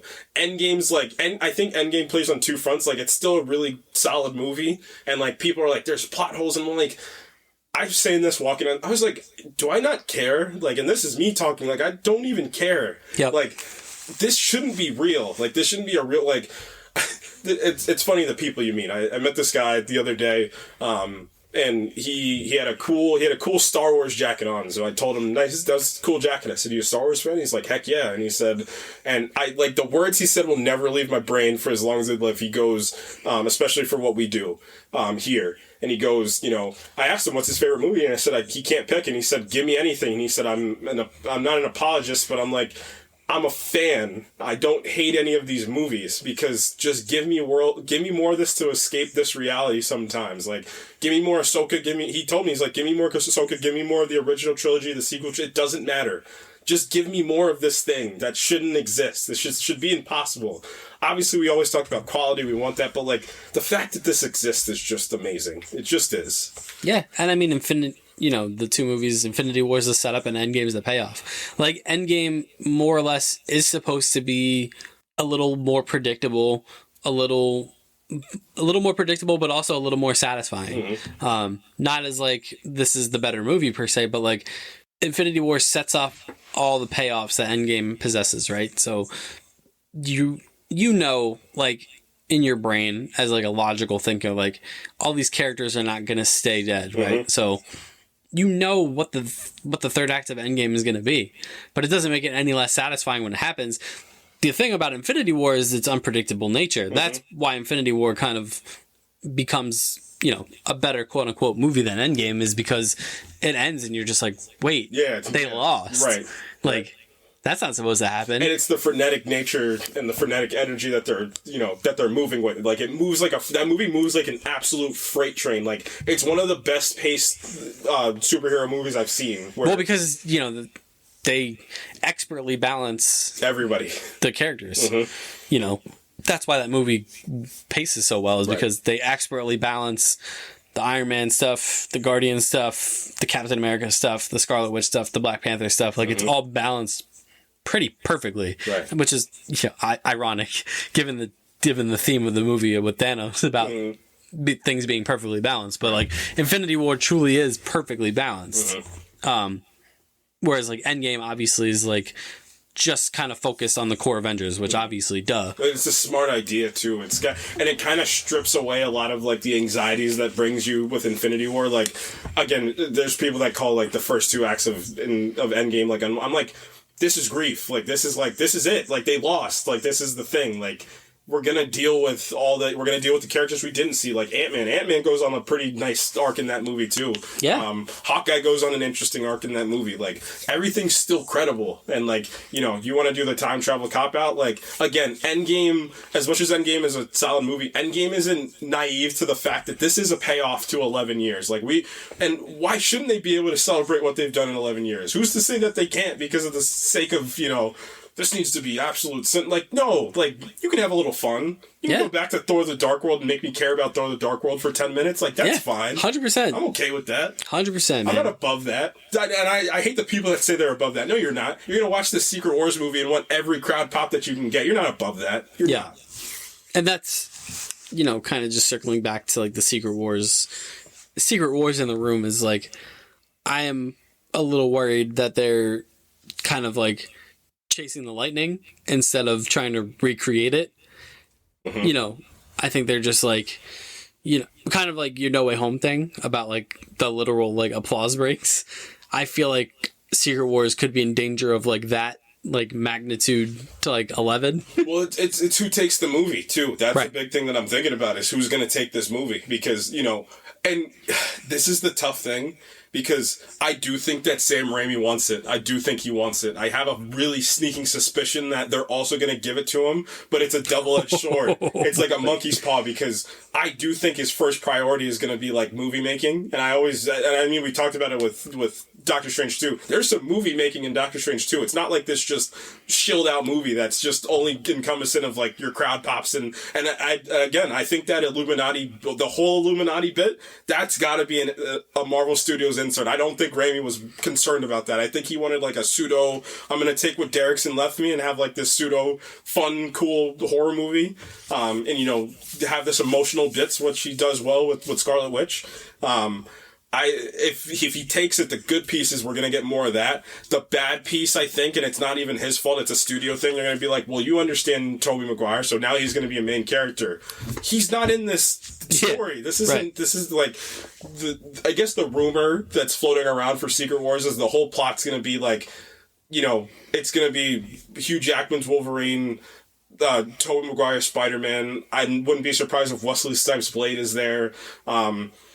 I wonder if they're going to try to get like either Eric Bana. I don't think Edward Norton's ever going to do a superhero thing ever again. I think he's too above that for himself at this point. But you're going to get like Eoin Griffin's, like Reed Richards. Like, they're going to make this team of characters that we grew up with, and like that's cool. But like, the MCU didn't earn this. The Fox and Sony universes earned those things. Like, that's not really for them. So I'm not a fan. I'm just very weary that, again, shout out that Black Mirror episode. Like, nostalgia it's something that makes you feel good temporarily, but nostalgia is only feelings of things that are now lost. Yeah, I agree. And I mean, hopefully, Secret Wars is still a little ways off, and I think that Fantastic Four thing is really going to much like, kind of how you mentioned how Black Panther dictated kind of a lot of what happened with Infinity War. I think Fantastic Four is going to dictate a lot of what happens with Secret Wars. Yeah, I'm just afraid that it's not, again, I guess the thing, it's like organic versus artificial. Yep. This whole Secret Wars thing feels very like, it's not studio heavy in the way that a studio's like, well, this character, it's studio heavy in like these real world things keep happening to the MCU. Well, and it's also like we want to recreate Endgame. Yeah. And I mean, also, again, the thing that I keep saying is we grew up. Like, we're not the kids anymore. And like, the kids got spoiled with like having organic storytelling pretty much all the way through. Like now this feels like the kids that are adults that have adult brains now have to think about real world things while these things are happening. So the organic nature is now like, well, now my main actor's now in legal trouble, so he's gone. My main characters are gone. Yeah. Some of these actors are unfortunately passing away, so we need to replace some of these actors. Like, there's real world stuff that we're now aware of going on. Like, when I was a kid, I didn't think about Terrence Howard being gone for Don Cheadle. I didn't think about that. It's just Don Cheadle now. He's War Machine. That's it. Yeah. Let's keep running. That was it. So I didn't think about Edward Norton being gone and Mark Ruffalo being there. It just happened. That's it. Like, now I consciously am thinking about these things when they're going on, and now questions are being asked. So yeah. But at the end of the day, 5 years, shout out Avengers Endgame for one of the most, incredible experiences that I've ever trying had. to get the tickets to that. It was like getting tickets to like a Beyonce concert. It was like every site on the planet was like crashing. Yeah. Getting the tickets. I finally got some decent tickets. I was sick that day and I was borderline thinking about coming. And my brother looked at me and he said, "You are never going to experience anything like this ever again in your lifetime. You better come." And I did. And I was like, it was a euphoric. And again, it's one of those things that sounds cheesy, but like nothing else mattered in the whole world. I don't care what anything that was happening, like nothing mattered. Like that's the definition of like global storytelling and like the collective audience of like, this is the thing. Like there's just like, this is it. Like this thing that we had for so long is finally, this is the payoff for this thing. Like this is it, man. Like this feels absolutely incredible. Yeah. It truly felt like I was at like a sporting event. Yeah. Like, it's insane. It's a sporting event where also your favorite team hits the game-winning shot, so, like, you're on cloud 9. And it's also a sporting event where, like, there's no opposing fans. Mm-hmm. Like, everybody's there. You were all there for the same thing. It's like the Harlem Globetrotters playing, like, the like, the no generals. No one's rooting for Thanos. Right. Like, no one's going into the movie trying to hate it. Like, we all, like, collectively in that theater were on the same wavelength of like the things we wanted to see, the moments we wanted to have happen, and then they delivered them. And there's only, you can only react to those things with euphoria and applause. Mm-hmm. Like, and it's the only time I've ever been in a theater where like reactions from people didn't bother me, because like I was also experiencing them. Right. Whereas like people flipping out in Doctor Strange 2 when Professor X showed up. I'm like, it's cool, but I didn't get that like euphoric, genuine like I wanted to like cheer as like the Cap wielding the hammer or all the Avengers returning through the portals or anything like that. I mean, juxtapose that to No Way Home. Like Andrew steps out of the portal and like there's no score, like the score music just magically just stops. Like you know what you're doing at that point, and like. I was more sitting there out of like I can't believe they like this is cool that they actually did this, not like and again you're never it goes organic versus artificial. Like that was made to be like that, like it was made to get and that it didn't need it. No. And you know what's funny about that whole thing, the best moments that came out of that was like them on the rooftop or like them in the scaffolding just talking candidly to each other. Like that's where that came from. You didn't need to create those artificial moments. Like they would have created themselves if you just let them. And I hope that's the lesson they learn ultimately. And we'll do those movies proper, like retrospectives. Yeah, maybe, at some point. Maybe what we'll do is do like chunks, like lead up to Secret Wars. Like when we get a definitive date of when Secret Wars is going to be, we'll start with like Blade, like the late 90s, and like we'll chunk them off. Yeah. And then we'll get all the way up to like well, maybe we do eras and like how the eras have changed. Like just much like comic books, the way that comic book movies are made are encompassant of the decade, the 100%. Era, and the real world around it too. Like 100%. These movies were, for anybody that's younger, these movies were not accepted. Much like the X-Men, these movies were just not accepted. They were laughed at, and didn't make the money that they make now. They were hokey. They were hokey. They were awkward. And the biggest issue they had is they didn't know what to pull from the comics, and they didn't know what to make real, and that was a difficulty. And Blade was the first one that kind of had clear vision and clear direction. Shout out Guillermo del Toro. And then, you get to the X-Men movies again. Like, the X-Men movies had clearer direction, and that was a bigger swing to take. And my hot take is that those Fantastic Four movies are not as bad as everybody thinks they are. They just came out in 2005 and 2007. Yeah, we're definitely going to retrospect of those Fantastic Four movies because it's been a long time since I've seen them. Yep. Yeah, man. Make Miles Teller the Maker. I think that would be pretty cool. That would be actually pretty cool. He would fit that role, I think, really, really well. Mm-hmm. But yeah, that's going to do it for us this week. A lot of good stuff. X-Men, Invincible, Avengers. Good stuff. So, that being said, you can follow us on Twitter at ProjectINF_pod. You can follow us on Facebook. You can follow us on Instagram. At the Project Infinite Pod. Next week, I don't know. Maybe we binge and we check out Shogun. I think that's a phenomenal idea. I think we're going to watch Shogun. I think this show is going to be absolutely phenomenal. I've been hearing great things. Yes, that might be to put it mildly. That might be my next. That's going to be my next watch because boss said I had to do it, so now I have to do it. So yeah, because we're recording this on Friday. Episode will come out Wednesday. We got probably like 10 days, to be honest, to watch Shogun. So I'm very keen on that because people are throwing the Thrones word out. Yeah, they're calling this god level television. Thrones is being thrown around as a comp. So you say Thrones is a comp, I'm in. So yeah, I think we might binge and we might watch Shogun and talk about it. And it'll be nice to talk about like a regular thing. Mm-hmm. I like when we talk about regular things sometimes. Yeah, it's good stuff. What's a regular? I mean, Oppenheimer was like a regular. Oppenheimer, yeah, but that was still part of like a gimmick. Yeah, that was like a big thing. Everybody's got a gimmick these days. That's an organic reaction. So Shogun, that would be like a normal thing that we talk about. Yeah. And it's something I know nothing about. I know it's based on a book. Right. Apparently there's only one season of this show. So it's going to be a one and done. A one and doner. There's a lot of shows that are bangers on. I mean, Under the Banner of Heaven is a good example of you get one. Yeah, so it's one that, it's something I don't know a ton about. I'm super into like the Japanese samurai stuff.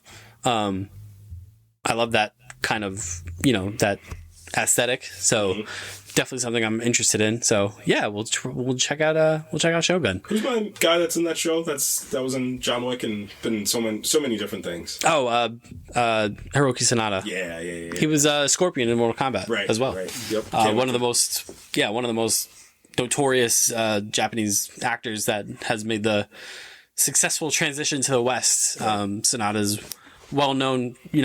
People. Sonata's not lacking for work. Right. So he's awesome, man. Yeah. Yeah, man. I'm super keen to check that. I think that's a plan. I think we're gonna do Shogun. I'm super excited. So that is it for us this week. From me, from the careful, man. Yeah. What do we talk about? Invincible. Talk about Invincible. Yeah. And X-Men 97. Yeah. Careful, man. From the. Don't call me like a Mahler twin or something. Or don't call me Rexplode. From the Alan of the podcast. Yes. I'm going to get absolutely yoked. You guys aren't ready for it. So from me, from the Alan of the podcast, we'll see you next week for Shogun, most likely. Sock on the door on my planet means somebody's doing it. He's like, same thing here, man. Same thing here. Don't think, Mark. Don't think. What? Thanks, Mark. That one Bill Wright really did look like Steve Harvey. That was hilarious. Survey says? Survey says you're getting your butt whooped. Think about killing myself. That was Bolivar Trask in the X-Men 97 episode. Thought about killing myself. Rogue was like, hold on, let me cook. Really dropped him at that show. God. That show has no business. And, again, I don't know what happened with Bo DiMaio, but look. Hear me out. He did my thing from Man of Steel, a movie that I love real much, a whole lot.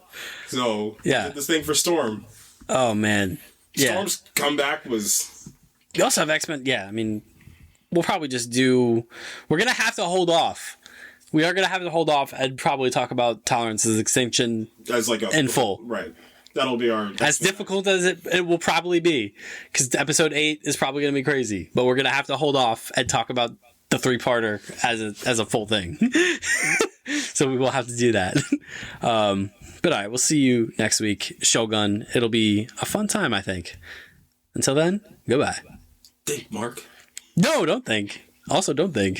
Think, but don't think. I thought you were stronger. Oh, no. All right, goodbye. Peace.